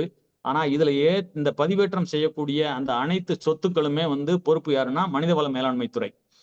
ஸோ அவங்க என்ன பண்றாங்க, ஆரம்பத்துல இந்த ஜியோவை போட்டு பரிச்சார்த்த முறையில வந்து செக்ரட்டரியேட் லெவல்ல மனிதவள மேலாண்மை துறையில தான் இதை வந்து அறிமுகப்படுத்துறாங்க. அதை அறிமுகப்படுத்தி அடுத்த கட்டமா வந்து துறை அளவுக்கு ஹெட் ஆஃப் த டிபார்ட்மெண்ட்ஸ், அந்த கமிஷனரேட்டு, அதுக்கு அடுத்து வந்து மாவட்ட அளவில், அப்புறம் வந்து வட்ட அளவுல எல்லாமே கொண்டு வரணும், படிப்படியா கொண்டு வரணும்னு சொல்லிட்டு ஏறக்குறைய அதுக்கு பின்னால வந்து இது வந்து செயல்பட்டு இருக்கணும். இதை பல்வேறு காலகட்டங்கள்ல இது வந்து குறித்த காலத்துல செயல்படலை. அதுக்கு பதிலாக என்ன பண்றாங்க அப்படின்னா, ட்ரைனிங் நிறைய கொடுக்குறாங்க. அண்ணா இன்ஸ்டிடியூட் ஆஃப் மேனேஜ்மெண்ட் உங்களுக்கு எல்லாமே தெரிஞ்சிருக்கும். இதனுடைய பொறுப்பு அவங்களுக்கு தான். அந்த செக்ரட்டரியேட்ல இருக்கிறவங்களுக்கு, அந்த HODல இருக்கிறவங்க எல்லாத்துக்குமே வந்து ட்ரைனிங் அப்பப்போ அவங்க கொடுத்துட்டு இருக்காங்க. கொடுத்துட்டு ஒவ்வொரு அலுவலகத்திலையும் நோடல் ஆஃபீஸர் டீட்டெயிலை வாங்கி அவங்களுக்கு யூசர் ஐடி, பாஸ்வேர்ட் எல்லாம் கிரியேட் பண்ணி கொடுத்துட்டு இருக்காங்க. இதை பல்வேறு காலகட்டத்தில் எல்லா துறையும் படிப்படியா இன்ட்ரோடியூஸ் பண்ணி வரும்போது ஒரு கட்டத்துல மாநிலம் முழுவதுமாக இந்த பொறுப்பை, இந்த இணையத்தை வந்து செயல்படுத்தக்கூடிய பொறுப்பை வந்து வருவாய்த்துறையில ஒப்படைக்கிறாங்க. வருவாய்த்துறையில ஒப்படைச்சிட்டு ஒவ்வொரு மாவட்டத்திலையும் இருக்கக்கூடிய அந்த பர்சனல் அசிஸ்டன்ட் ஜெனரல், அதாவது வந்து நம்மளுடைய கலெக்டருடைய PA ஜெனரல், அவரை வந்து நோடல் ஆபீசரா போட்டு யூசர் ஐடி பாஸ்வேர்ட் எல்லாம் கொடுத்துட்றாங்க. இது கொடுத்து ஏறக்குறைய வந்து 3 வருஷம் ஆகுது. ஆன பின்னாலையும் வந்து இவங்க என்ன பண்றாங்க, இந்த இப்ப நான் அடுத்து போகக்கூடிய சிலையில உங்களுக்கு காட்டுவேன். ஒரு அலர்ட் மெசேஜ் வரும். இன்னைக்கு நீங்க வந்து அந்த வெப் போர்ட்டல ஓபன் பண்ணீங்கன்னா அந்த அலர்ட் மெசேஜ் வரும். இன்னைக்கு அந்த அலர்ட் மெசேஜுக்கு வேலையே இல்லை, அவங்க எடுக்கணும். ஆனா பர்பஸா இந்த அலர்ட் மெசேஜ் இந்த 5 வருஷமா வச்சுட்டு இருக்காங்க. அதுல என்னன்னாக்கும், இது வந்து தலைமைச் செயலகத்துல மட்டும்தான் இதை இன்ட்ரோடியூஸ் பண்ணியிருக்கோம், இதை வந்து படிப்படியா நாங்க கொண்டு வந்திருக்கோம், அதனால நீங்க கீழே இருக்க அலுவலகத்துக்கெல்லாம் நீங்க வந்து இதுல வந்து மனுக்களை சமர்ப்பிக்காதீங்க அப்படிங்கிற ஒரு அட்வைஸோட அந்த அலர்ட் மெசேஜ் இருக்கும். ஆனா 3 வருஷத்துக்கு முன்னாலேயே எல்லா மாவட்ட அளவுலையும் அந்த யூசர் ஐடி பாஸ்வேர்டை கொடுத்துட்டாங்க. ஆனா செயல்பாட்டுக்கு இந்த வருவாய்த்துறை எந்த ஒரு ஆர்வமும் காட்டவில்லை. இதற்கான காரணம் உங்களுக்கு எல்லாத்துக்குமே தெரியும். இன்னைக்கு வந்து தகவல் அறியும் உரிமை சட்டத்தை பொறுத்தளவுல அதிகப்படியான மனுக்கள் குவியறது வந்து வருவாய்த்துறை தான். ஏன் குவியுது அப்படின்னா, அந்த அளவுக்கு வந்து தவறுகள் நடக்குது. தவறுகள் நடக்கிறதுனால தான் அந்த தவறை நிவர்த்திக்கிறதுக்காக வந்து பொதுமக்கள் வந்து வருவாய்த்துறையிட்ட போய் நிக்கிறாங்க. GDP ஆகட்டும் அல்லது வந்து RTI ஆகட்டும், இதெல்லாம் வந்து வெளிப்படையா வந்து ஆபீஸ் மூலமாகவும், இமெயில் வழியாகவும் அல்லது வந்து உங்களுடைய ஆன்லைன் வெப் போர்ட்டல் மூலமாகவும் நீங்க கொண்டு வந்துட்டீங்கன்னா ஒவ்வொரு அலுவலரும் 25,000 ரூபாய் தண்டம் கட்ட வேண்டிய ஒரு சூழல் வந்துடும். ஏன்னா இது எளிதாகுது. நீங்க விட மாட்டீங்க. 19/1 30 நாள்ல 19/1 போட முடியும். 30வது நாளே 18/1 உங்களால போட முடியும். ஆன்லைன்லயே வந்து உங்களுடைய 18/1 19/3 வந்து ஃபைல் பண்ண முடியும். ஆன்லைன்லயே நீங்க வந்து உங்களுடைய சப்மிஷன் அஃபிடவிட்டையும் வந்து ஆணையத்துக்கு சப்மிட் பண்ண முடியும். தப்பிக்கிறதுக்கு வழியே இல்லை. 25,000 அவங்க பெனல்ட்டி கட்டணும். அதை தவிர்க்கிறதுக்காக சொல்லி வச்ச மாதிரி இந்த வருவாய்த்துறை இதை செயல்பாட்டுக்கு கொண்டு வரவே இல்லை. இதுதான் நிதர்சனமான உண்மை. இது எப்படி வந்து இதுல இவ்வளவு தூரம் நம்ம டீடைலா போனோம் அப்படிங்கிறதுக்கு இன்னொரு சுவராசியமான ஒரு அனுபவம். அதாவது வந்து நான் வந்து 2016-17 காலகட்டங்கள்லயே வந்து நான் மத்திய தகவல் அந்த மத்திய அரசினுடைய வெப் போர்ட்டல்ல நான் வந்து போட்டிருக்கேன். அதுக்கு எனக்கு முறையா பதில் எல்லாம் கிடைச்சிருக்கு. அப்ப ஏன் வந்து தமிழ்நாட்டுல இது வந்து இல்லாம இருக்கு அப்படிங்கறத கொஞ்சம் நான் உள்ள போய் பார்த்த உடனே ஒரு வெப் போர்ட்டல் இருக்கிறத பார்த்துட்டு அதுல உள்ள போய் பாக்குறப்ப இந்த அலர்ட் மெசேஜ் எல்லாம் வந்தது. இருந்தாலும் வந்து நம்ம வந்து ஒவ்வொரு மாவட்டத்திலையும் போய் பார்க்கலான்னு பாக்குறப்போ ஒவ்வொரு மாவட்டத்துக்கும் நோடல் ஆபீசர் அப்படிங்கறதெல்லாம் யூசர் ஐடி இருக்கு. அப்ப நோடல் ஆபீஸருக்கு போடலாமே, தாராளமா 6/3 தேவைப்பட்டா அவங்க மாத்தி விட்டு போட்டுமேன்ற கான்செப்ட்ல நான் போடுறேன். ஒரு 10 அப்ளிகேஷனை போடுறேன். போட்ட பின்னால எங்க இருந்துமே எந்த பதிலுமே வரல. அப்ப நான் வந்து அந்த PA to ஜெனரலை வந்து கூப்பிட்டு கேட்கறேன். நான் வந்து இந்த மாதிரி வந்து ஆன்லைன்ல வந்து மனுவை போட்டிருக்கேன், எனக்கு இதுவரையிலும் பதில் வரல, எனக்கு என்ன எப்ப பதில் கிடைக்கும் அப்படின்னு நான் கேட்கிறப்ப அவங்கள்ட்ட இருந்து கிடைச்ச பதில் வந்து வழக்கம் போல ரொம்ப ஷாக்கிங்கா இருந்தது. சார், நீங்க 10 ரூபா ஸ்டாம்ப் வாங்கி பேப்பர்ல வந்து நீங்க டைப் பண்ணி எழுதி எனக்கு போஸ்ட்ல அனுப்புங்க சார் அப்படின்னு நமக்கு வந்து அட்வைஸ் கொடுக்குறாங்க. அப்ப நான் கேட்ட ஒரே கேள்வி வந்து, ஓகே சார், நான் அதெல்லாம் போட்டு அனுப்புறேன். நான் அனுப்பிச்ச 10 ரூபாய் எங்க சார் இருக்கு? யார் அக்கௌண்ட்ல வச்சிருக்கீங்க? அப்படின்னு கேட்டோம்னா, அதெல்லாம் எங்களுக்கு தெரியாது சார். சரிங்க, நான் 10 ரூபாய் கட்டினதுக்கான ரசீது இருக்கு. நான் போட்ட மனுவையும் உங்களுக்கு இமெயில்ல அனுப்புறேன். அந்த அந்த இமெயில பார்த்துட்டாவது நீங்க வந்து பதில் கொடுங்கன்னு கேட்டா, அதெல்லாம் எங்களுக்கு தெரியாது சார். நாங்க பார்க்க மாட்டோம் சார். இந்த பதில் வந்து என்கிட்ட கொடுத்தது ஒரு மாவட்ட ஆட்சியர் அலுவலகத்திலிருந்து. அப்ப இப்படியே கடந்து போக முடியாதுன்னு சொல்லிட்டு நான் அவர்கிட்ட வந்து ஒரு ஆர்டிஐல போடுறேன். நம்ம ஸ்கிரீன்ல இருக்கிற அந்த பதில் தான் உங்களுடைய இதுக்காக போட்டிருக்கேன். அதுல வந்து அந்த தகவல்ல வந்து அவர் என்ன சொல்றாருன்னா, அப்ப அதுல என்ன கேட்கிறேன்னாக்கா, இந்த இணைய வழி எப்போ வந்து இன்ட்ரோடியூஸ் பண்ணாங்க? இது விஷயமா வந்து உங்களுக்கு என்னென்ன வந்து சுற்றறிக்கைகள், அரசாணைகள்லாம் என்ன குடுத்தாங்க? அதெல்லாம் எனக்கு வந்து தகவலா குடுங்கன்னு கேட்கிறப்ப, அவர் வந்து there are no guidance, circulars and DO letters received by this office regarding implementation and procedure to handle the website அப்படின்னு சொல்லி வந்து பதிலா கொடுத்திருக்காரு. இது 2024ல. அப்ப நான் இத வாங்கிட்டு என்ன பண்றேன், இதுக்கு வந்து பொறுப்பான அமைப்பு வந்து வருவாய் நிர்வாக ஆணையம். அதாவது உங்களுக்கு தெரியும், கமிஷனரேட் ஆஃப் ரெவென்யூ அட்மினிஸ்ட்ரேஷன். அவங்களுக்கு வந்து நான் கம்ப்ளைண்டாவே பண்றேன். இந்த மாதிரி வந்து 2020லயே வந்து செயல்பாட்டுக்கு வந்துருச்சு. நீங்க வந்து உங்களுடைய உங்க துறையில வந்து இந்த மாதிரி ஒரு பதில் கொடுத்திருக்காங்க. இதுக்கிடையில இன்னொரு விஷயம் வந்து, இது எப்படி எனக்கு இதெல்லாம் இன்னும் கொஞ்சம் தெரிய வந்துச்சுன்னா, நான் இதனுடைய ஆர்வப்பட்டு மனிதவள மேலாண்மை துறைக்கு ஆர்டிஐல கேட்டு இது ரிலேட்டடான சர்க்குலர்ஸ் எல்லாம் எனக்கு வேணும்னு சொல்லிட்டு நான் வாங்குறேன். ஏறக்குறைய ஒரு 50 சர்க்குலர், இது ரிலேட்டடான சர்க்குலர் நான் அப்படியே ஆர்டிஐல வாங்கி எல்லாத்தையும் ஒன்னொன்னா படிச்சு பாக்குறப்பதான் வந்து எந்தெந்த துறையில எப்பப்ப இன்ட்ரோடியூஸ் பண்ணாங்க, எப்பப்ப யூசர் ஐடி கொடுத்தாங்க, எப்பப்ப ட்ரைனிங் கொடுத்தாங்கன்றது எல்லா டீட்டெயிலும் நான் கலெக்ட் பண்ணேன். அதை பேஸ் பண்ணி தான் வந்து நான் வந்து வருவாய்த்துறை ஆணையத்துக்கு வந்து நான் வந்து கம்ப்ளைண்டா பண்றப்ப அவங்கள்ட்ட இருந்து எந்த பதிலும் வரல. திடீர்னு ஒரு நாள் பார்த்தா நான் வந்து கால் பண்ணி விடாம நான் ஃபோன் பண்றேன். அந்த பிஏவை கூப்பிட்டு, இது என்ன சார் என்னோட மனுவை நீங்க வந்து நம்ம ஆர்டிஐல கேட்டாலும் கொடுக்க மாட்டேன்றீங்க, கம்ப்ளைண்டா பண்ணாலும் நீங்க பண்ண மாட்டேன்றீங்கன்னு உடனே அவர் வந்து, சார் கொஞ்சம் வெயிட் பண்ணுங்க, உங்களுக்கு ஒரு மெயில் அனுப்புறேன்னு சொல்லிட்டு எனக்கு ஒரு மெயில் அனுப்பிச்சார். அந்த மெயில்ல கலெக்டர் 38 கலெக்டருக்கும் பர்சனல் நேம் போட்டு இதோட சீரியஸை மென்ஷன் பண்ணி பர்சனல் நேம்ல வந்து ஒரு லெட்டர் அனுப்புறாரு. அந்த லெட்டரை வந்து எனக்கு மெயில்ல கொடுத்துட்டார். அந்த லெட்டர் வந்து பாத்தீங்கன்னா ஒரு 10 ஜூலை 2024 எனக்கு மெயில் வருது. அந்த லெட்டர் வந்து எல்லா கலெக்டர் ஆபீஸுக்கும் ஏறக்குறைய 15 ஜூலை 2024 தான் போய் சேருது. அப்ப நாம இப்படியே விட்டுறக்கூடாதுன்னு நான் என்ன பண்றேன், இந்த 38 கலெக்டர் ஆபீஸ்லயும் இந்த லெட்டர் வந்து போய் சேர்ந்துச்சா சேரலையா அப்படின்னு சொல்லிட்டு அக்டோபர் மாசம் 2024ல இந்த இணைய வழியில போட்டா போய் சேராது அப்படிங்கிறதுக்காக நான் என்ன பண்றேன், 24 அக்டோபர்ல இந்த 38 மாவட்டத்துக்கும் இமெயில் மூலமா ஒரு 10 ரூபாய் சலான், ஒரே நாள்ல 10 ரூபாய் சலான் ஜெனரேட் பண்ணி இமெயில் மூலமா அட்டாச் பண்ணி 38 மாவட்டத்துக்கும் வந்து நான் அனுப்புறேன். இந்த மாதிரி வந்து கமிஷனரேட் ஆஃப் ரெவென்யூ அட்மினிஸ்ட்ரேஷன்ல இருந்து வந்து லெட்டர் வந்திருக்கு. அது வந்து நீங்க உங்களுக்கு காப்பி எனக்கு வேணும். பிளஸ் வந்து அதை நீங்க செயல்பாட்டுக்கு கொண்டு வந்துட்டீங்களா, யூசர் ஐடி உங்களுக்கு கீழே இருக்கிறவங்களுக்கு எல்லாத்தையும் கிரியேட் பண்ணிட்டீங்களா அப்படின்னு ஒரு 5-6 தகவல்களை கேட்டு 38 மாவட்டத்துக்கு அனுப்புறேன். 38 மாவட்டத்தில இருந்து யாரும் அதை பத்தி கவலைப்படலை. ஒரு 4 பேர் மட்டும் எங்களுக்கு வந்திருக்குதுங்க, நாங்க வந்து இதை செயல்படுத்திட்டு இருக்கோம் அப்படின்னு ஒரு 4 மாவட்டத்துல மட்டும் தான் பதில் கொடுத்தாங்க. 34 பேர் கவலைப்படல. 34 பேர்லயும் 19 ஒன்னும் 19 3 பண்ணல, அதுக்கு பதிலா வந்து 18 ஒன்னும் ஆன்லைன்லயே நான் பண்ணிட்டேன். அந்த 34 மாவட்டத்தினுடைய அந்த பொது தகவல் அலுவலர்கள் இப்ப எனக்கு 3 முறை தகவல் அனுப்பிச்சிருக்காங்க. அவங்கள்ட்ட இருக்க விஷயம் எல்லாத்தையும் அனுப்பிச்சிருக்காங்க. அது மட்டும் இல்ல, இந்த 34 பேர்லயும் 18 ஒண்ணு போனதுனால இப்ப ஆணையத்துல இருந்து 34 பேருக்கும் வந்து லெட்டர் போயிட்டு இருக்கு. அடுத்து விசாரணை வரப்போகுதுன்னு அடுத்து ஒரு கூடிய விரைவில் வந்து வர்றதுக்கான வாய்ப்பு இருக்கு. இதை நான் ஏன் குறிப்பிடுறேன் அப்படின்னா, இந்த திண்டுக்கல் மாவட்டத்துல இப்படி வந்து பதில் கொடுத்ததை நான் கம்ப்ளைண்டா பண்ண உடனே வான் பண்ணி commissionerate of revenue administration Dindigul கலெக்டருக்கு மட்டும் இல்ல 38 மாவட்டத்துக்கும் போய் சேர்ற மாதிரி ஒரு லெட்டர் அனுப்பிச்சிட்டாங்க. இந்த மாதிரி வந்து திண்டுக்கல் மாவட்டத்துல தவறான ஒரு தகவலை கொடுத்திருக்காங்க, இது முற்றிலும் தவறு, இந்தந்த டேட்ல இந்த சர்க்குலர்லாம் அனுப்பிச்சிருக்கோம், இந்தந்த டேட்ல யூசர் ஐடி எல்லாம் அனுப்பிச்சிருக்கோம், நீங்க முறையாக இந்த இணையத்தை வந்து நீங்க செயல்பாட்டு கொண்டு வரணும்னு சொல்லி காஷன் பண்ணி வான் பண்ணி ஒரு லெட்டரை வந்து 3/1/2025 38 மாவட்டத்துக்கும் அனுப்பிச்சிருக்காங்க. இதை நான் ஏன் இங்க பதிவு பண்றேன் அப்படின்னா, இந்த 1.5 வருஷத்தினுடைய தொடர் முயற்சினால இன்னைக்கு வந்து இந்த இணையம் வந்து இன்னைக்கு ஒரு 90% செயல்பாட்டுக்கு வந்திருக்கு.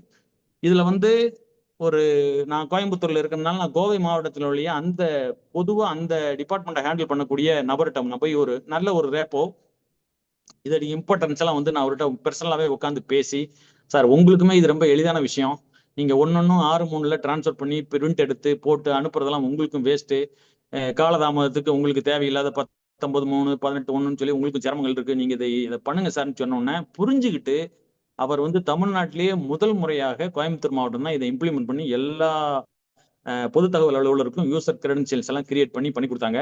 அதை அப்ரிஷியேட் பண்ணி நான் அந்த பிஏஜிக்கும் போய் நான் பர்சனலாவே வந்து நான் வந்து அவங்களுக்கு தேங்க்ஸ் பண்ணிட்டு வந்தேன். ஆனா மற்ற மாவட்டங்கள்ல வந்து பாத்தீங்கன்னா இதுக்கான ஒரு எந்த முயற்சியும் எடுக்கல. ஆனா போக போக ப்ரெஷர் காரணமாக இன்னைக்கு வந்து எல்லாரும் பண்ணிட்டு இருக்காங்க. ஓரளவுக்கு வந்திருக்கு. ஆனா இப்ப நம்மளுடைய ரோல் வந்து இதை நாம பயன்படுத்தணும். அதை எப்படி பயன்படுத்த போறோம் அப்படிங்கிறது தான் இப்ப வரக்கூடிய நிகழ்வு. இதுக்கு முன்னால இந்த ஆன்லைன் போர்ட்டலை பத்தி நாம தமிழ்நாட்டை தெரிஞ்சுக்கிறதுக்கு முன்னால சில முக்கியமான வெப்சைட்டை நீங்க வந்து தெரிஞ்சுக்கணும். ஒண்ணு வந்து சென்ட்ரல் கவர்மெண்ட் வந்து இந்த ஆன்லைன் ஆர்டிஐ மனுக்களை வந்து செயல்பாட்டுக்கு கொண்டு வந்திருக்க வெப்சைட் நான் கொடுத்துருக்கேன், rti.online.gov.in. தமிழ்நாட்டை பொறுத்தளவுல .tnன்ற மட்டும் 2 லெட்டர் மட்டும் தான் நீங்க ஆட் பண்ணணும். அதுதான் அதனுடைய வெப்சைட்டு. இது இல்லாம தமிழ்நாடு ஸ்டேட் கவர்மெண்ட் வந்து சாரி இந்த மனுக்களை வந்து ஆல் இண்டியா லெவல்ல, அதாவது மத்திய அரசு அலுவலகங்களுக்கு அந்த rti.online.gov.in போர்ட்டல வந்து நம்ம சமர்ப்பிக்கலாம். சுப்ரீம் கோர்ட்டை பொறுத்தவரை அவங்க வந்து ஒரு டெடிகேட்டட் வெப்சைட் வச்சிருக்காங்க ஆர்டிஐக்குன்னு. நீங்க இணையத்துல வந்து சுப்ரீம் கோர்ட் சம்பந்தப்பட்ட தகவல்கள் வந்து இணையத்திலே கேட்டுக்கலாம். அதே போல வந்து மெட்ராஸ், நம்மளுடைய தமிழ்நாட்டில் இருக்க ஜுடிஷியரி சிஸ்டம், அது வந்து மெட்ராஸ் மெயின் ஆபீஸா இருக்கட்டும், அல்லது மதுரை பெஞ்சா இருக்கட்டும், அல்லது டிஸ்ட்ரிக்ட் லெவல்ல இருக்கக்கூடிய கோர்ட் ஆகட்டும், அதை வந்து நாம வந்து ஆர்டிஐ போடணும்னா அதுக்கு ஒரு வெப்சைட், அதுவும் நான் இந்த ஸ்லைட்ல கொடுத்துருக்கேன். இது போக மாநில அளவுல நம்ம தமிழ்நாட்டுக்கு மாநில அளவுல இருக்கக்கூடிய அலுவலகங்கள்ல கேட்கறதுக்கு தான் வந்து அந்த நம்மளுடைய rti.online.tn.gov.in அந்த வெப்சைட் இதுல கொடுத்துருக்கோம். இது போக நம்மளுடைய இந்த ஆவண காப்பகம்னு சொல்லி ஒரு அமைப்பு இருக்கு. அதுல நம்மளுடைய பழைய ஜிஓ அல்லது வந்து அந்த ஓஎஸ்ஆர், நம்மளுடைய பழைய 1800ல இருக்கக்கூடிய டாக்குமெண்ட், வில்லேஜ் ரெக்கார்ட்ஸ், இதெல்லாம் கேட்கணும்னா அவங்க ஒரு போர்ட்டல் வச்சிருக்காங்க. நீங்க அதுலயே போய் டைரக்டாவே நீங்க வந்து 10 ரூபாயை கட்டி நீங்க போட்டுக்கலாம், அதுல வாங்கிக்கலாம். இது தவிர வந்து மத்திய அரசு அலுவலகங்கள் சம்பந்தமா நீங்க வந்து 19(3)ல போடுறதுக்கோ 18(1)ல போடுறதுக்கோ நீங்க வந்து அந்த சென்ட்ரல் இன்ஃபர்மேஷன் கமிஷன் cic.gov.in அதுல போனீங்கன்னா டைரக்டா ஆன்லைன்ல நீங்க போட்டுக்கலாம். நம்ம மாநில தகவல் ஆணையத்தினுடைய வெப்சைட் கொடுத்துருக்கேன், tnsic.gov.in. இதுல 19(1)(3) சம்பந்தமா வந்து இணையவழியில நீங்க 2ஆம் மேல்முறையீடு இதுல நம்ம பண்ணிக்கலாம் அப்படிங்கிறதுக்கான அந்த தகவல். இது தவிர இந்த தகவல் அறியும் உரிமை சட்டத்தை பத்தி வெளியிடப்பட்டுள்ள அரசாணைகள், சர்க்குலர்ஸ் எல்லாமே பார்க்கணும்னா இதுக்கான பொறுப்பான டிபார்ட்மெண்ட் மத்திய பணியாளர் டிஓபிடி அவங்களுடைய வெப்சைட்டு. அதுல நீங்க போனீங்கன்னா அதுல இருக்கக்கூடிய எல்லாமே நீங்க பார்த்துக்கலாம். அது இல்லாம மற்ற ஒவ்வொரு மாநிலத்திலையும் தனித்தனியான தகவல் ஆணையங்கள் இருக்கு. அதை அக்சஸ் பண்றதுக்கு செப்பரேட்டா வந்து ஒவ்வொரு போர்ட்டல் இருக்கு. உதாரணத்துக்கு இதுதான். இப்ப பாத்தீங்க அப்படின்னு சொன்னா இந்த போர்ட்டல்ல போய் நீங்க கிளிக் பண்ணீங்கன்னா ஒவ்வொரு மாநிலத்துக்கும் நீங்க போய் போடலாம். இந்த தகவல் அறியும் உரிமை சட்டத்துல இருக்கக்கூடிய ஒரு சிறப்பு என்னன்னா, அகில இந்திய அளவுல நீங்க எந்த மூலை முடுக்குல இருக்க அரசு அலுவலகத்திலையும் எந்த தகவலையும் உங்களால கேட்க முடியும். நம்ம அந்த ஆர்டிகல் 370 இன்ட்ரோடியூஸ் பண்ண வரலாம் வந்து நம்மளுடைய ஜம்மு காஷ்மீர் வந்து எக்ஸ்க்ளூட் பண்ணி வச்சிருந்தாங்க ஆர்டிஐ ஆக்ட்ல.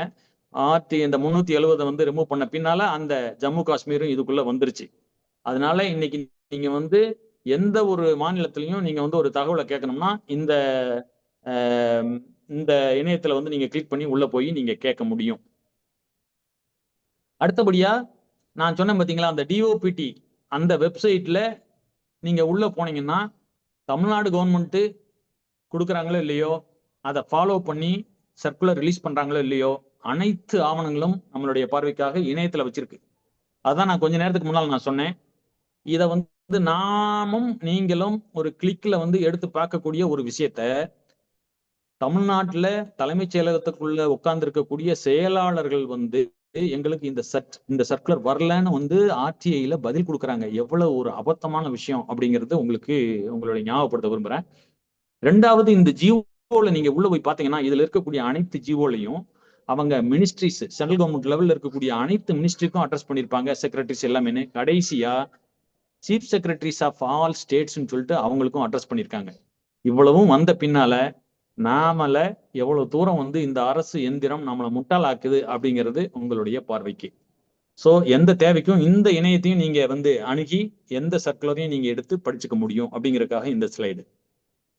அடுத்தபடியாக நாம இப்ப வந்து என்ன பண்ணலாம்னா, நம்மளுடைய இப்ப இந்த 4-5 வெப்சைட் சொல்லியிருந்தா கூட நமக்கு தேவையான தமிழ்நாடு அளவுல முதல்ல வந்து ஒரு தகவலை கேட்கணும் அப்படின்னா நாம எப்படி வந்து அணுகிறது அப்படிங்கிறதுக்கு நம்ம உள்ள போறோம். அதுக்கு முன்னால என்ன வந்து இதனுடைய அதுக்கு இதுக்கு என்ன சிறப்பு, நம்மளுடைய மேனுவலா பண்றதுக்கும் இதுக்கும் என்ன சிறப்பு, ஏன் இதுக்கு இம்பார்ட்டன்ஸ் கொடுக்கணும் அப்படிங்கிறது சில விஷயங்களை நான் வந்து உங்கள்கிட்ட பகிர விரும்புறேன்.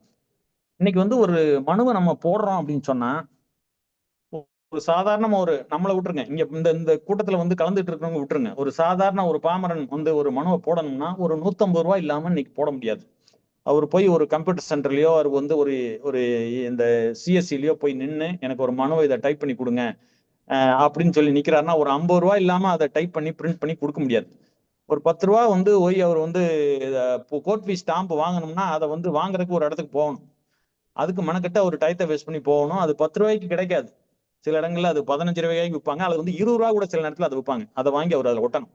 ஒட்டிட்டு இவர் வந்து ரெஜிஸ்டர் ஆஃபீஸுக்கு போஸ்ட் ஆஃபீஸுக்கு போகணும் ரெஜிஸ்டர் போஸ்ட் போடுறதுக்கு. அங்க போடுறதுக்கு அவருக்கோட நேரம் விரயம் பார்த்துக்குங்க. அங்க போய் ஒரு கியூவில் நிக்கணும். அங்க போய் வந்து ஒரு 3 மாசம் வரையில முன்னால வரலாம் வந்து நம்ம பதிவு தபால்னு ஒண்ணு இருந்தது. அது ஒரு 33 ரூபா 35 ரூபாய்க்குள்ள முடிஞ்சிருக்கும். ரொம்ப சின்சியரா வந்து அக்னாலஜ்மெண்ட் எல்லாம் வேணும்னா அதுக்கு ஒரு 5 ரூபாயை சேர்த்து போடுவாங்க. அதுதான் நிலவரமா இருந்தது. இதெல்லாம் போட்டு அவர் அனுப்புறாரு அப்படின்னு சொன்னா இதுல வந்து எப்ப போய் அந்த அலுவலகத்துக்கு போய் சேருதுன்றது யாருக்குமே தெரியாது. அப்படி அந்த அலுவலகத்துக்கு இடையில ஹாலிடேஸ் எல்லாம் வரும், விடுமுறை நாட்கள்லாம் வரும். இதெல்லாம் கடந்து ஒரு 4 நாள் கழிச்சு அங்க போய் சேருதுன்னு சொன்னா அந்த அக்னாலஜ்மெண்ட் சில நேரத்தில் திருப்பி வரும், இல்லைன்னா திருப்பி வராமையும் போயிடும். இவர் அக்னாலஜ்மெண்ட் வரும்னு காத்துட்டு இருக்கணும். இதெல்லாம் பாதுகாப்பா வச்சிருக்கணும். அந்த அலுவலகத்துக்கு கிடைச்ச பின்னால அந்த குறிப்பிட்ட பொது தகவல் அலுவலர் மேசைக்கு எப்ப போகுதுன்னு யாருக்குமே தெரியாது. நீங்க ஒவ்வொரு பதிலையும் படிச்சு பாத்தீங்கன்னா அதுல வரும், இந்த அலுவலர் இந்த மேசையில் கிடைத்த நாள்னு ஒண்ணு போட்டு அதுல இருந்து 30 நாளை கவுண்ட் பண்ணி தான் உங்களுக்கு பதிலே கொடுப்பாங்க. சோ நேர விரயம், பண விரயம். இன்னைக்கு ரெஜிஸ்டர்ட் போஸ்டிங் சென்ட்ரல் கவர்மெண்ட் எடுத்துட்டாங்க. விரைவு அஞ்சல்னு போட்டு இன்னைக்கு வந்து 60 ரூபாய் இல்லாம உங்களால 56 ரூபாய் மினிமம் அது இல்லாம உங்களால வந்து இன்னைக்கு ஒரு போஸ்ட போட முடியாது. ஆக 150 ரூபாய் இல்லாம ஒரு மனுவை உங்களால் சமர்ப்பிக்க இயலாது. இதை தொடர்ந்து இதெல்லாம் நீங்க பாதுகாப்பா வச்சிருக்கணும். பிளஸ் வந்து இந்த 30 நாளைக்குள்ள வந்து உங்களுடைய அந்த பதில் வருது வரல உங்களால முடிவெடுக்க முடியாது. ஏன்னா இந்த கால போஸ்டல் டிலே, அங்க டிலே பண்றது வர்றது, அப்புறம் நீங்க போய் திருப்பி இதை தயார் பண்ணி இன்னொரு போஸ்ட்ல போடுறது, இதெல்லாம் பாத்தீங்கன்னா 40 நாள் 50 நாள்ன்றது 1000 19 ஒண்ணு போடுறதுக்கே. அப்புறம் இது வந்து போன முன்னால வரலன்னு இன்னொரு 45 நாளோ அல்லது 30 நாளோ வெயிட் பண்ணி 19 3 போடுறதுக்கு இதே மாதிரி ஒரு தயாரிப்பை மனுவை தயாரிச்சு அதுவும் குறிப்பா வந்து அந்த ஆணையம் சொல்லி இருக்கிற மாதிரியான மாதிரி படிவத்துல ஃபில்அப் பண்ணி அதுக்கு ஒரு ரெஜிஸ்டர் போஸ்ட் அனுப்பிச்சு போடுறது. அதெல்லாம் அங்க போய் சேர்ந்துச்சா சேரலையான்னு ஒரு எஸ்எம்எஸும் வராது, கேஸ் நம்பர் பதிவாயிருக்கா என்ன ஏதுமே தெரியாது. திடீர்னு பார்த்தா ஒரு 3 வருஷம் கழிச்சு ஒரு லெட்டர் வரும் விசாரணைன்னு சொல்லிட்டு, அல்லது அதுக்கு முன்னால ஒரு பைலட் லெட்டர் மாதிரி ஒண்ணு அனுப்புவாங்க. இதை வந்து நமக்கு அனுப்புறதுக்கு முன்னாலேயே அந்த பொது தகவல்களுக்கு அனுப்பிச்சிருவாங்க. அவங்க இந்த மாதிரி பதில் கொடுக்கல, உங்க மேல கம்ப்ளைண்ட் வந்துருக்குன்னு சொன்னோன்னா அப்பதான் வந்து எல்லாம் தூசி தட்டி எடுத்து உங்களுக்கு ஒரு பதிலையும் போட்டு விட்டுட்டு நாங்க அனுப்பிச்சிட்டோம் சார் க்ளோஸ் பண்ணுங்க சார்னு அவங்க எழுதுவாங்க. அதையெல்லாம் தாண்டி உங்களுக்கு ஒரு விசாரணை அழைப்பானைன்னு வரும். இங்க இருக்கிற நண்பர்கள் வந்து மனுதாரர்கள் வந்து இதுக்காக வந்து மெனக்கட்டு சென்னைக்கு போய் செலவு பண்ணிட்டு அங்க போய் நமக்கு தகவல் கிடைக்கும்னு ஆர்வமா போனா அவர் வந்து ஏதாவது ஒரு காரணத்தை சொல்லி கொடுத்துருப்பா அப்படின்னு கேஷுவலா முடிச்சிருவார். அல்லது வந்து நான் 18(1) போட்டிருக்கேன் சார், எனக்கு வந்து உரிய நிவாரணம் வேணும், அல்லது வந்து இவர் மேல வந்து நீங்க தண்டனை போடுங்கன்னா தகவலை கொடுத்துருப்பான், இல்லைன்னா ஒரு 2000 ரூபாய் பெனல்ட்டி இப்ப போடுறது இல்லை, அது ரொம்ப புத்திசாலித்தனமா நிவாரணம்னு சொல்லி இப்ப போட்டு கொடுத்துட்டு இருக்காங்க. இந்த நிவாரணம் அப்படிங்கிறத பேஸ் பண்ணி ஒரு ஸ்டோரி இருக்கு, அது ரொம்ப ஒரு சென்சிட்டிவான ஸ்டோரி. நான் டைம் இருந்தா நான் அதை ஷேர் பண்றேன் அப்புறம். ஸோ இப்படி பார்க்கும்போது நம்ம எவ்வளவு நேர விரயம், எவ்வளவு பண விரயம், எவ்வளவு வந்து பொறுமை தேவை இருக்கு அப்படிங்கிறது எல்லாமே இந்த மேனுவலா பண்றதுல. மாறாக இதே விஷயத்த நீங்க ஒரு இணைய வழியில குறிப்பா உங்க கையில இருக்க மொபைல்ல போடுறதுல என்ன அட்வான்டேஜ் அப்படின்னா வெறும் 10 ரூபா தான். நீங்க உட்கார்ந்த இடத்துல இருந்து போடலாம். அடுத்த செகண்ட் வந்து அந்த அலுவலகத்துக்கு குறிப்பாக அந்த பொது தகவல் அலுவலருக்கே போய் சேர்ந்துரும். 10 ரூபாய்க்கு மேல ஒரு பைசா கூட கிடையாது.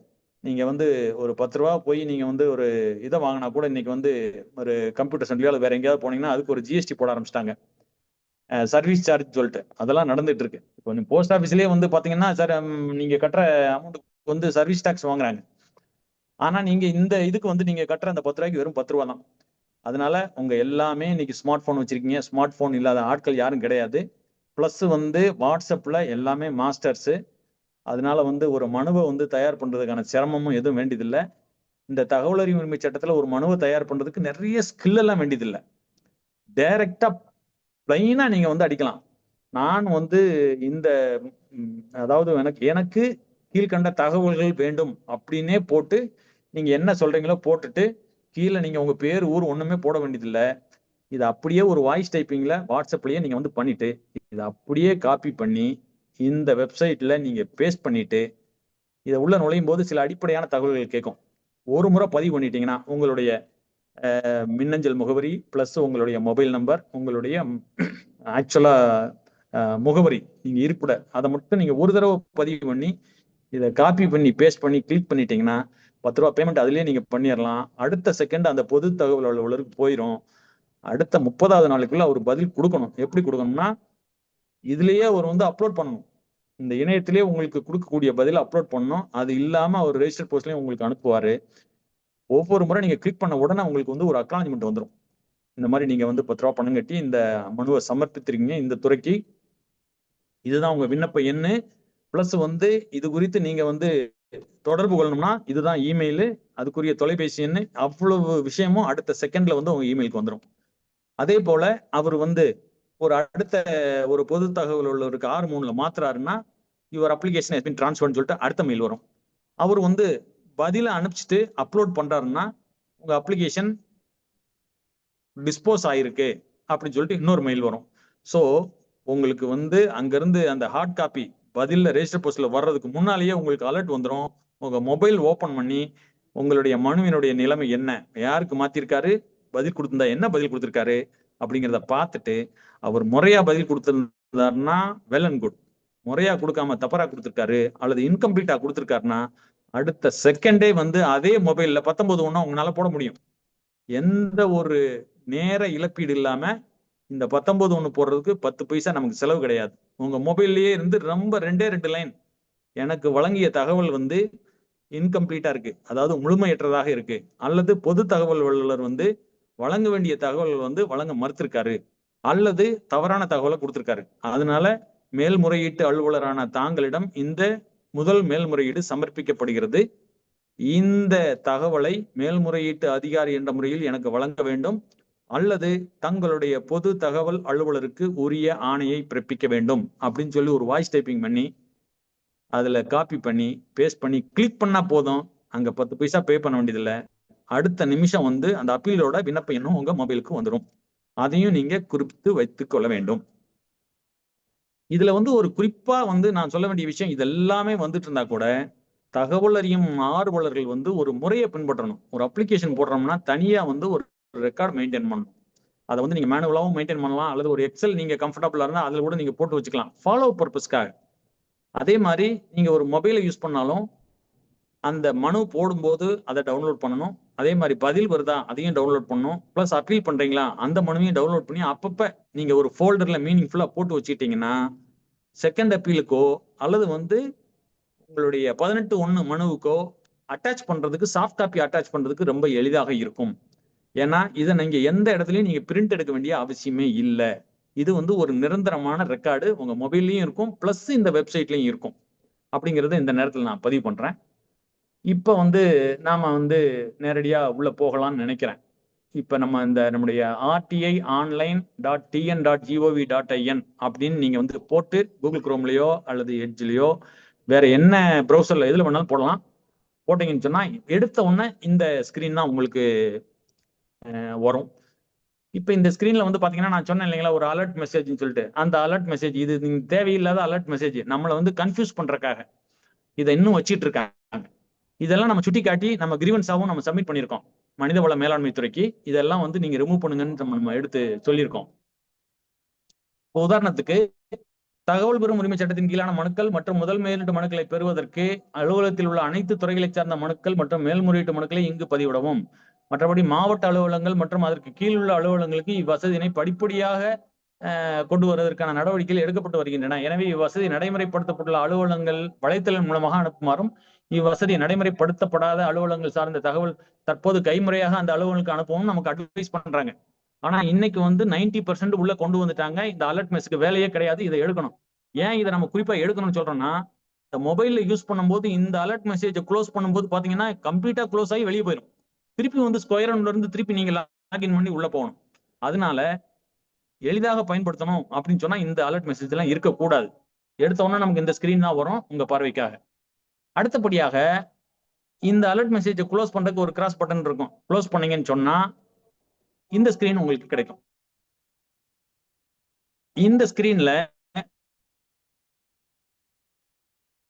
சரவணன் சார், இது ஃபாலோ பண்றது எது சிரமம் இருக்கா நான் பேசுறதுல? சார் ஒன்றும் பிரச்சனை இல்லை சார். Okay, good. இந்த ஸ்கிரீன் வரும். இந்த ஸ்கிரீன்ல மேல இருக்கிற அந்த 5 பட்டன் பாருங்க. கோரிக்கையை சமர்ப்பிக்க, முதல் மெரிமெண்டை சமர்ப்பிக்க, நிலையை காண்க, அப்புறம் வந்து view public authority plus documents. இதுல நாம வந்து ஃபர்ஸ்ட் 3 மட்டும் முதல்ல வந்து நம்ம ஃபோக்கஸ் பண்ணுவோம். ஃபர்ஸ்ட் வந்து கோரிக்கையை சமர்ப்பிக்க அப்படிங்கிறது வந்து R1 அப்ளிகேஷன் நாம வந்து போடுறதுக்கு பயன்படுத்தக்கூடிய அந்த பட்டன் கிளிக் பண்ணணும் மேல டாப்ல லெஃப்ட். அடுத்து 19 போடும்போது சப்மிட் ஃபர்ஸ்ட் அப்பீல் அதை கிளிக் பண்ணணும். இப்போ ஒரு 6 மனுவை போட்ட உடனே நம்ம அந்த மனுவை வந்து சாஃப்ட் காப்பியா டவுன்லோட் பண்ணணும் அல்லது 10 நாள் கழிச்சு நம்ம மனு மேல என்ன நடவடிக்கை எடுத்திருக்காங்கன்னு தெரிஞ்சுக்கணும் அப்படின்னு சொன்னா அந்த வியூ ஸ்டேட்டஸ் அப்படிங்கிற பட்டன் நம்ம கிளிக் பண்ணணும். அது போக அந்த வியூ பப்ளிக் அத்தாரிட்டி அப்படிங்கிறது வந்து நம்ம தமிழ்நாட்டில் இருக்கக்கூடிய ஆபீஸ்ல இருக்கக்கூடிய பப்ளிக் அத்தாரிட்டி லிஸ்ட், அவங்களுடைய கான்டாக்ட் எல்லாமே பார்க்கணும்னா அதுல போகலாம். ஆனா அதை இன்னும் அவங்க அப்டேட் பண்ணாம வச்சிருக்காங்க. அது நம்ம வந்து உங்க தகவலுக்காக. அடுத்த ஆவணங்கள் ஒரு சின்ன ஒரு FAQ மாதிரி அதுல கொடுத்துருப்பாங்க. அப்கோர்ஸ் ஆர்வம் இருக்கிறவங்க அதையும் நம்ம பார்த்துக்கலாம். இப்ப நாம செய்ய வேண்டியது வந்து ஃபர்ஸ்ட் கோரிக்கையை சமர்ப்பிக்க R1 மனு போடணும். அதுக்கு வந்து நம்ம லெஃப்ட் டாப்ல ஹோம் பக்கத்துல இருக்கக்கூடிய சப்மிட் ரெக்வெஸ்ட்டை கிளிக் பண்ணணும். கிளிக் பண்ணா உங்களுக்கு இந்த ஸ்கிரீன் உங்களுக்கு கிடைக்கும். இந்த ஸ்கிரீன்ல நீங்க படிச்சு பார்த்துக்கலாம். அதுல ஒரு 4-5 இது போட்டிருப்பாங்க வழிமுறைகள். இந்த இணையத்தை எப்படி பயன்படுத்துறது, பொது தகவல் அலுவலர்களை எப்படி செலக்ட் பண்றது அப்படிங்கிறது எல்லாமே வந்து கொடுத்துருப்பாங்க. அதை ரீட் பண்ணிட்டு கடைசியில வந்து ஒரு செக் பாக்ஸ் இருக்கும். I have read and understood the above guidelines ஒன்னு இருக்கும் பாருங்க. சப்மிட்டுக்கு மேல அந்த செக் பாக்ஸை கிளிக் பண்ணிட்டு சப்மிட் கொடுக்கணும். சப்மிட் கொடுத்த உடனே அடுத்த ஸ்கிரீன் இப்படி உங்களுக்கு கிடைக்கும். இப்ப இதெல்லாம் பாத்தீங்கன்னு சொன்னா ஒரு 3-4 மாதங்களுக்கு உள்ளதான் இந்த டெவலப்மெண்ட்ஸ் எல்லாம். அதுக்கு முன்னால எல்லாம் வந்து இந்த OTP பேஸ்ட் எல்லாம் கிடையாது. டைரக்டா கிளிக் பண்ணா ஃபர்ஸ்ட் அப்பீல் இது R1 மனு டைரக்டா பண்ணிட்டு போயிட்டே இருக்கலாம். இப்ப அவங்க வந்து என்ன பண்றாங்கன்னா அவங்களும் கொஞ்சம் கொஞ்சம் வந்து மனுக்கள் நிறைய வரும்போது ரெஸ்ட்ரிக்ட் பண்றாங்க. இந்த யூசேஜை குறைக்கணும் அல்லது முறைப்படுத்தணும் அப்படிங்கிறதுல சில டெவலப்மெண்ட்ஸ் கொண்டு வராங்க. அது வந்து தவறு கிடையாது. ஏன்னா வந்து இந்த தகவல் அறியும் உரிமை சட்டம் ஆகட்டும் அல்லது இந்த இணைய வழியாகட்டும் யாரும் தவறாக பயன்படுத்தக்கூடாதுன்றதுல நாமும் வந்து ரொம்ப கவனமா இருக்கும். அதுக்காக இந்த நடைமுறையில சில சேஃப்டி மெஷர்ஸ் எல்லாம் இன்ட்ரோடியூஸ் பண்ணியிருக்காங்க. பாராட்ட வேண்டிய விஷயம். ஸோ ஆட்டோமேட்டிக்கா இந்த ஸ்கிரீன் வரும். இதுல வந்து ஃபர்ஸ்ட் நீங்க வந்து உங்க மொபைல் நம்பர் போடணும். அடுத்ததுல வந்து உங்களுடைய இமெயில் போடணும். பிளஸ் ஒரு கேப்சா கொடுத்துருப்பாங்க. அந்த கேப்சாவை நீங்க பஞ்ச் பண்ணி சப்மிட் அப்படிங்கறத நீங்க கிளிக் பண்ணணும். கிளிக் பண்ணீங்கன்னா அடுத்த ஸ்கிரீன் இப்படி வரும். இதுல வந்து உங்களுடைய OTP நீங்க போடணும். இந்த OTP வந்து உங்க இமெயிலுக்கு வரும். ஸோ அப்ப நீங்க என்ன பண்ணணும்னா உங்க இமெயில ஓபன் பண்ணணும். மொபைல்ல வந்து அந்த இமெயில் இருக்கக்கூடிய டேபை இதை க்ளோஸ் பண்ணாம இமெயில் டேபை ஓபன் பண்ணீங்கன்னா உங்களுக்கு இமெயில்ல இப்படி ஒரு OTP வந்திருக்கும். இந்த OTP-ய அடுத்து போய் அதே ஸ்கிரீன்ல நீங்க போடுறீங்க. பஞ்ச் பண்ண உடனே சப்மிட் OTP கிளிக் பண்ணீங்கன்னா அடுத்த ஸ்கிரீன் இப்படி வரும். இப்படி வரும்போது பாத்தீங்கன்னா நோ பெண்டிங் டிரான்சாக்ஷன் ப்ளூ கலர்ல ஹைலைட் ஆயிருக்கும். பாத்துக்கங்க. No pending transaction, click here to submit new RTI request இருக்கும். அந்த இடத்துல நீங்க டச் பண்ணணும். மொபைலை யூஸ் பண்றவங்க கொஞ்சம் கவனமா இந்த பாயிண்டா டச் பண்ணி பழகுங்க. ஆரம்பத்துல என்ன ஆகும்னா சில நேரத்துல வந்து பாத்தீங்கன்னாக்கும் அந்த அலர்ட்டை க்ளோஸ் பண்ணும் போதாகட்டும் இதை க்ளோஸ் பண்ணும் போதாகட்டும் இந்த கம்ப்ளீட் அந்த ப்ரௌசர் க்ளோஸ் ஆகி வெளியே போயிடும். திருப்பி அகைன் நம்ம வந்து லாகின் பண்ணி உள்ள போற மாதிரி வரும். அதனால கவனமா பொறுமையா அந்த இடத்த மட்டும் மைன்யூட்டா டச் பண்ணீங்கன்னா உங்க நேர விரயத்தை நீங்க குறைக்கலாம். இந்த இடத்துல பாத்தீங்க அப்படின்னு சொன்னா இப்ப இந்த இடத்துல நோ பெண்டிங் டிரான்சாக்ஷன் வருது. சில நேரங்கள்ல நீங்க ஒரு அப்ளிகேஷன் போடும்போது பேமெண்ட் இஷ்யூஸ் ஏதாவது வரலாம். அப்படி வரும்போது அது வந்து நிலுவையில் இருக்கும். அந்த அப்ளிகேஷன் வந்து துருவாகாம நிலுவையில் இருக்கும். அப்ப என்ன ஆகும்னு கேட்டீங்கன்னா அடுத்த முறை நீங்க திருப்பி லாகின் பண்ணி உள்ள போகும்போது அங்க வந்து அந்த நிலுவையில் இருக்க அப்ளிகேஷனை காட்டும். ஆனால் அந்த நிலுவையில் இருக்க அப்ளிகேஷனை நீங்க கிளிக் பண்ணி சப்மிட் பண்ண முடியாது. அதெல்லாம் வந்து லேக்குனா. இதெல்லாம் நம்ம வந்து ஹியூமன் ரிசோர்ஸ் மேனேஜ்மெண்ட்டுக்கு எடுத்துட்டு போயிருக்கோம். ஏன்னா ஒரு முறை நம்ம போடுறோம்னு சொன்னா பேமெண்ட் மட்டும் தான் ப்ராப்ளம். நம்ம அப்ளிகேஷன் சப்மிட் பண்ண விஷயங்கள்லாம் அதுல அப்படியே இருக்கணும். நம்மளுடைய நேரமும் ரொம்ப முக்கியம். அதனால அந்த கண்டென்ட் அப்படியே இருக்கணும். பேமெண்ட்டை ப்ரொசீட் பண்றதுக்கு எங்களுக்கு ஃபெசிலிட்டி பண்ணி கொடுங்கன்னு நம்ம கேட்டிருக்கோம். இப்போ இந்த இடத்துல அந்த மாதிரி வரும்போது என்ன ஆகும்னா அதை சப்மிட் பண்ணீங்கன்னா இது வந்து இன்கம்ப்ளீட்னு வரும். நீங்க அதை கிளிக் பண்ணீங்கன்னா க்ளோஸ் ஆயிரும். திருப்பி அகைன் நீங்க லாகின் பண்ணி போனீங்கன்னா இந்த ஸ்கிரீன் வரும். அப்ப இதை நீங்க கிளிக் பண்ணி அடுத்த ஸ்கிரீனுக்கு போகணும்.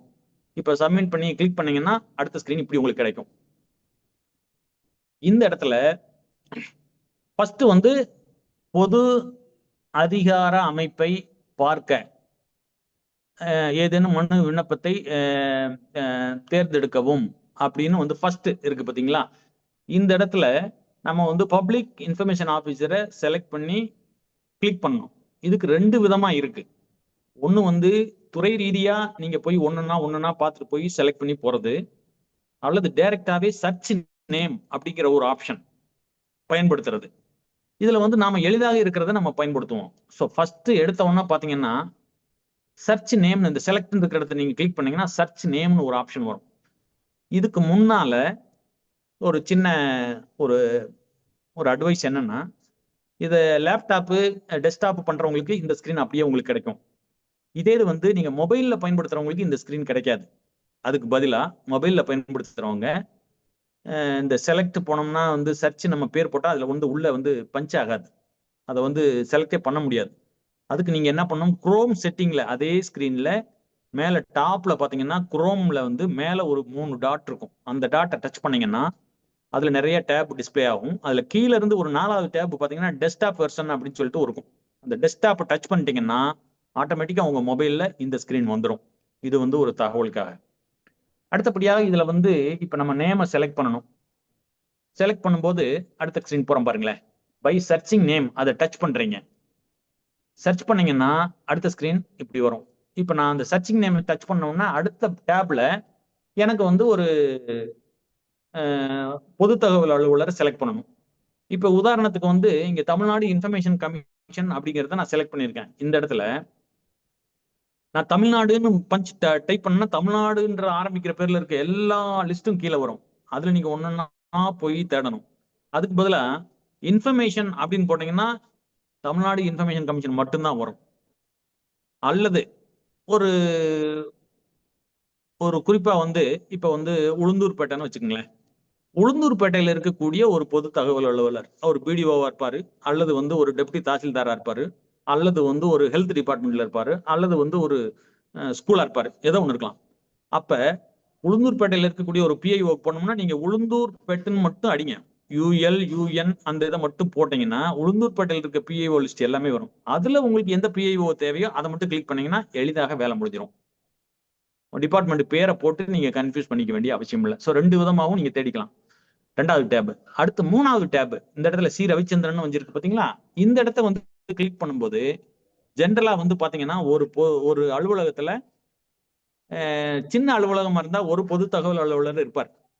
பெரிய அலுவலகமா இருந்தா 2 பேர் 3 பேர் இருப்பாங்க.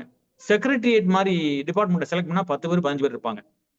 அந்த இடத்துல பாத்தீங்கன்னா இந்த இந்த வெப்சைட்ல வந்து இன்னும் முறையா வந்து அவங்க வந்து பெயர், அந்த செக்ஷன் பேரெல்லாம் முழுக்க வந்து அவங்க பதிவு பண்ணல. இதுவுமே வந்து ஒரு குளறுபடிதான். அவங்க வந்து முறையா வந்து அவங்க வந்து கொடுக்கணும். அப்பதான் நம்ம டைரக்டா அந்த பொது தகவல் அலுவலரை செலக்ட் பண்ணி போட முடியும். அதுக்கு பதிலா வந்து அவங்க என்ன பண்றாங்கன்னா நோடல் ஆபீசர்னு ஒண்ணு கிரியேட் பண்ணிருக்காங்க. பிளஸ் எல்லா பேரை போட்டிருக்காங்க. அந்த பேருக்கு எதிராக வந்து எந்த செக்ஷனு அப்படிங்கறதெல்லாம் அவங்க இதுவரையிலும் கொடுக்கல.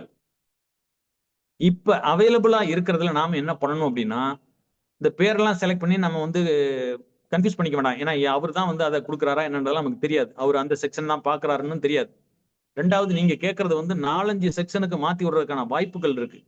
அதனால நீங்க செலக்ட் பண்ண வேண்டியது நோடல் ஆபீசர் அப்படின்னு ஃபர்ஸ்ட் டேப்லயே இருக்கும். ஒவ்வொரு ஆபீஸுக்கும் நீங்க நோடல் ஆபீசரை செலக்ட் பண்ணிருங்க.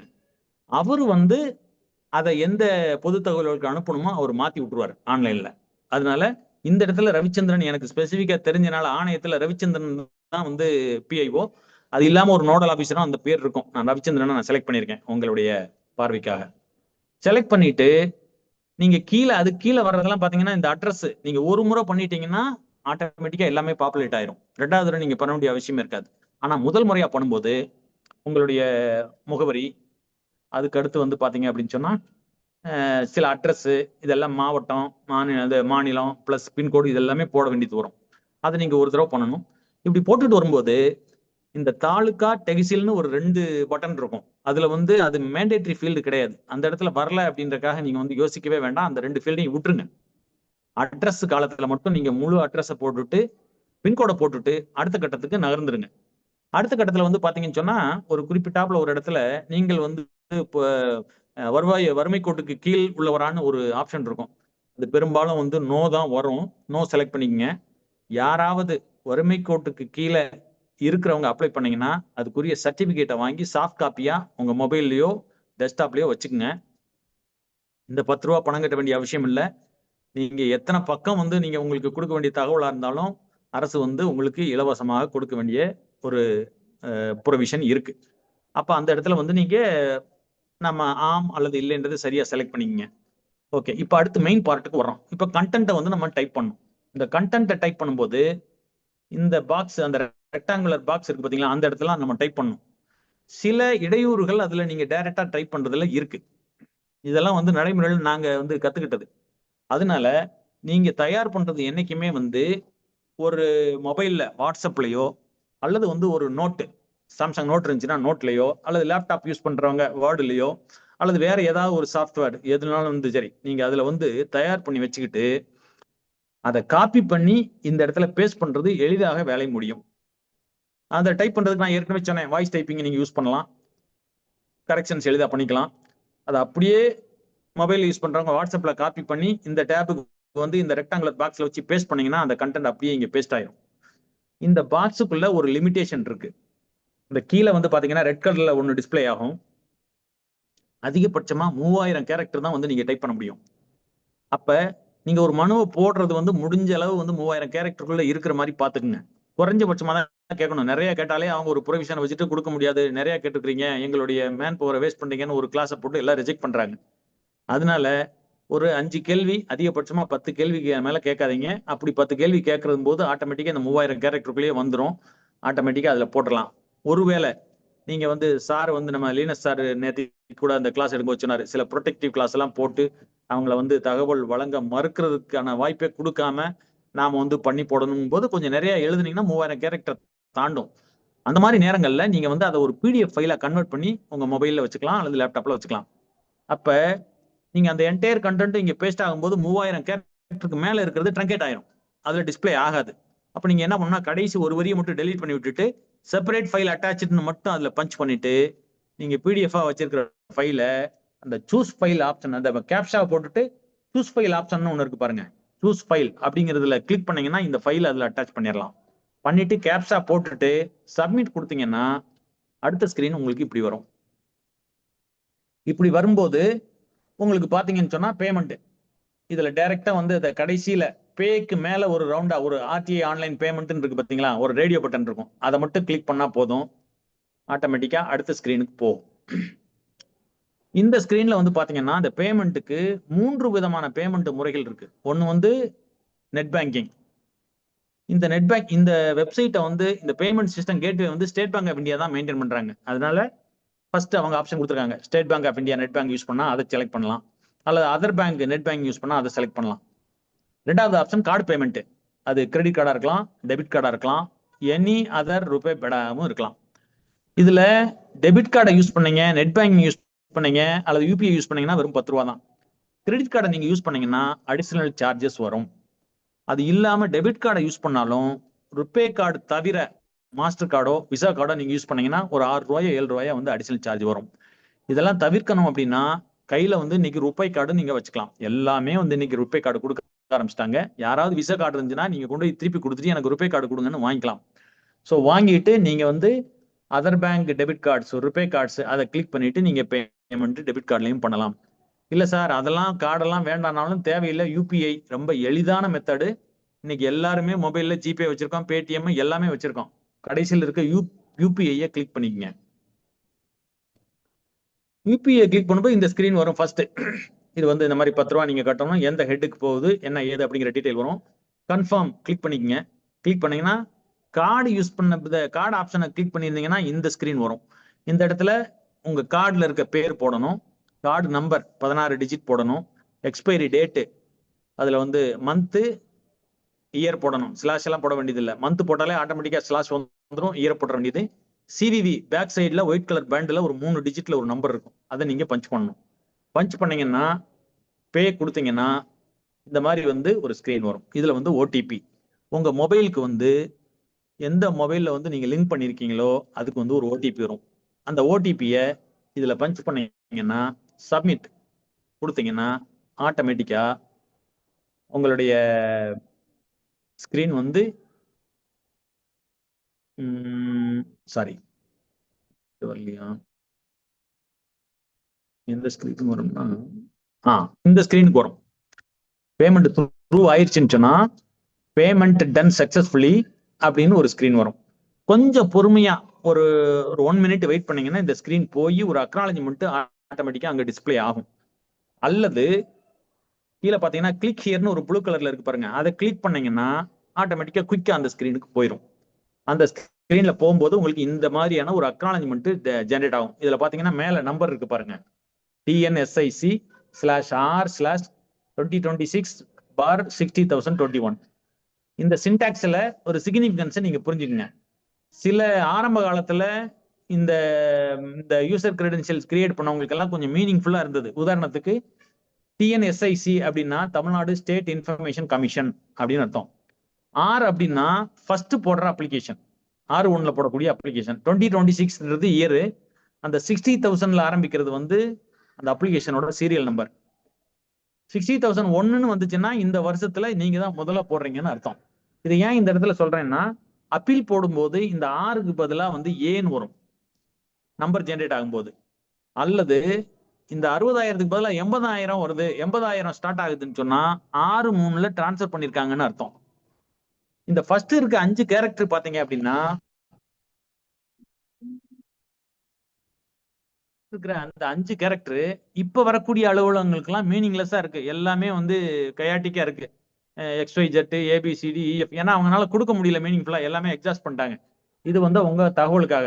இப்படி ஒரு வரும்போது இதை நீங்க வந்து சேவ் அஸ் பிடிஎஃப், இந்த அக்னாலஜ்மெண்ட்டை பிடிஎஃப் கிளிக் பண்ணீங்கன்னா சேவ் ஆயிரும். வேணும்னா நீங்க சேவ் பண்ணிக்கலாம். ஆனால் இதே நம்பரு இந்த அக்னாலஜ்மெண்ட் உங்க மெயிலுக்கு இன்ஸ்டன்டா வந்துடும். அதனால இதை பத்தி நீங்க ரொம்ப ஒரு சேவ் பண்ணலாம்னு கவலை இல்லை. பிறகு வந்து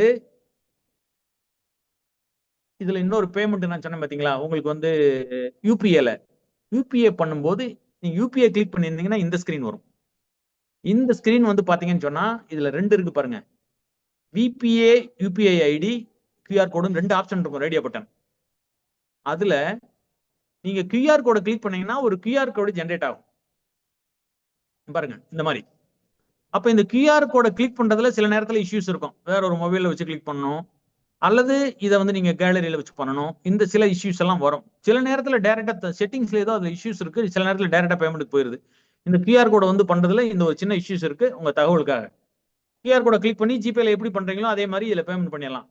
ஆல்டர்னேட்டிவா இன்னொரு மெத்தட் இருக்கு, இந்த விபிஏ யூபிஐ ஐடின்னு ஒண்ணு இருக்கு பாருங்க, அதை கிளிக் பண்ணீங்கன்னா உங்களுடைய அந்த விபிஏ யூபிஐ ஐடியை நீங்க பஞ்ச் பண்ணணும். அடுத்ததுல அந்த அந்த அடுத்து வர்ற டேப்ல அது உங்களுக்கு எல்லாத்துக்கும் தெரியும்.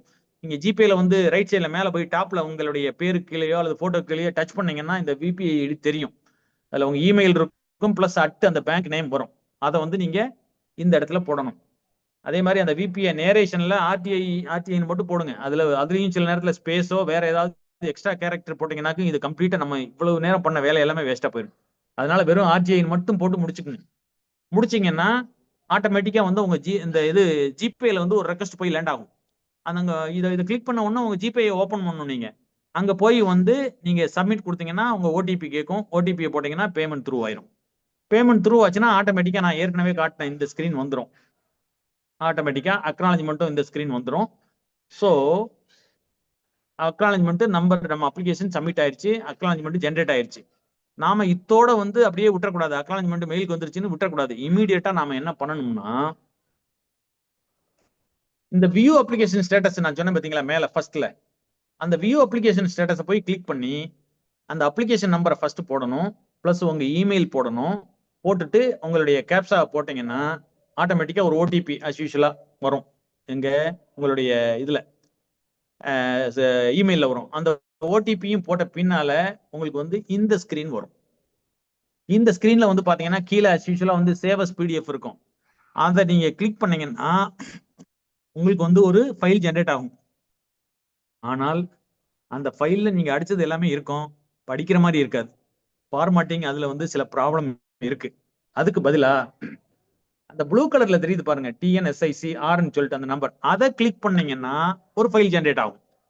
அது வந்து பக்காவா இருக்கும். நீங்க என்ன ஸ்பேஸ் கொடுத்து பண்ணீங்க, முறையா அப்படியே நம்ம வந்து டைப் பண்ணா எப்படி வருமோ அதே மாதிரி வரும். படிக்கிறதுக்கு ரொம்ப எளிதா இருக்கும். அதை நீங்க சேவஸ் போட்டு பிடிஎஃப் கன்வெர்ட் பண்ணி சேவ் பண்ணி வச்சிட்டீங்கன்னா எதிர்காலத்துல உங்க 18/1க்கோ 19/3க்கோ 19/1க்கோ நீங்க அதை பயன்படுத்திக்கலாம். ஸோ இதுதான் வந்து இந்த ஆன்லைன்ல தமிழ்நாடு ஆர்டிஐ போர்ட்டல பயன்படுத்தக்கூடிய எளிதான வழி.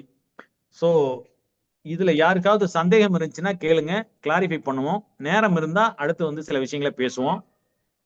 இப்ப வந்து யாருக்காவது இதுல சந்தேகம் இருந்தா தாராளமா நீங்க கேட்கலாம்.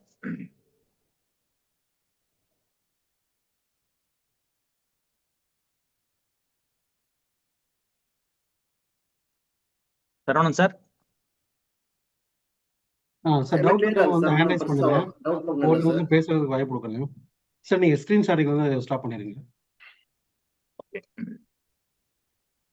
இல்ல யாரோ ஒருத்தர் வந்து ஏதோ கிரிக்கெட் இருக்காங்க பாருங்க, என்னன்னு பாருங்க ப்ளீஸ். ஸ்கிரீன்ல யாரோ சார் நீங்க கிரிக்கெட் ஸ்கிரீன் இருக்காங்க. ஷேரிங் ஸ்டாப் பண்ணிருங்க.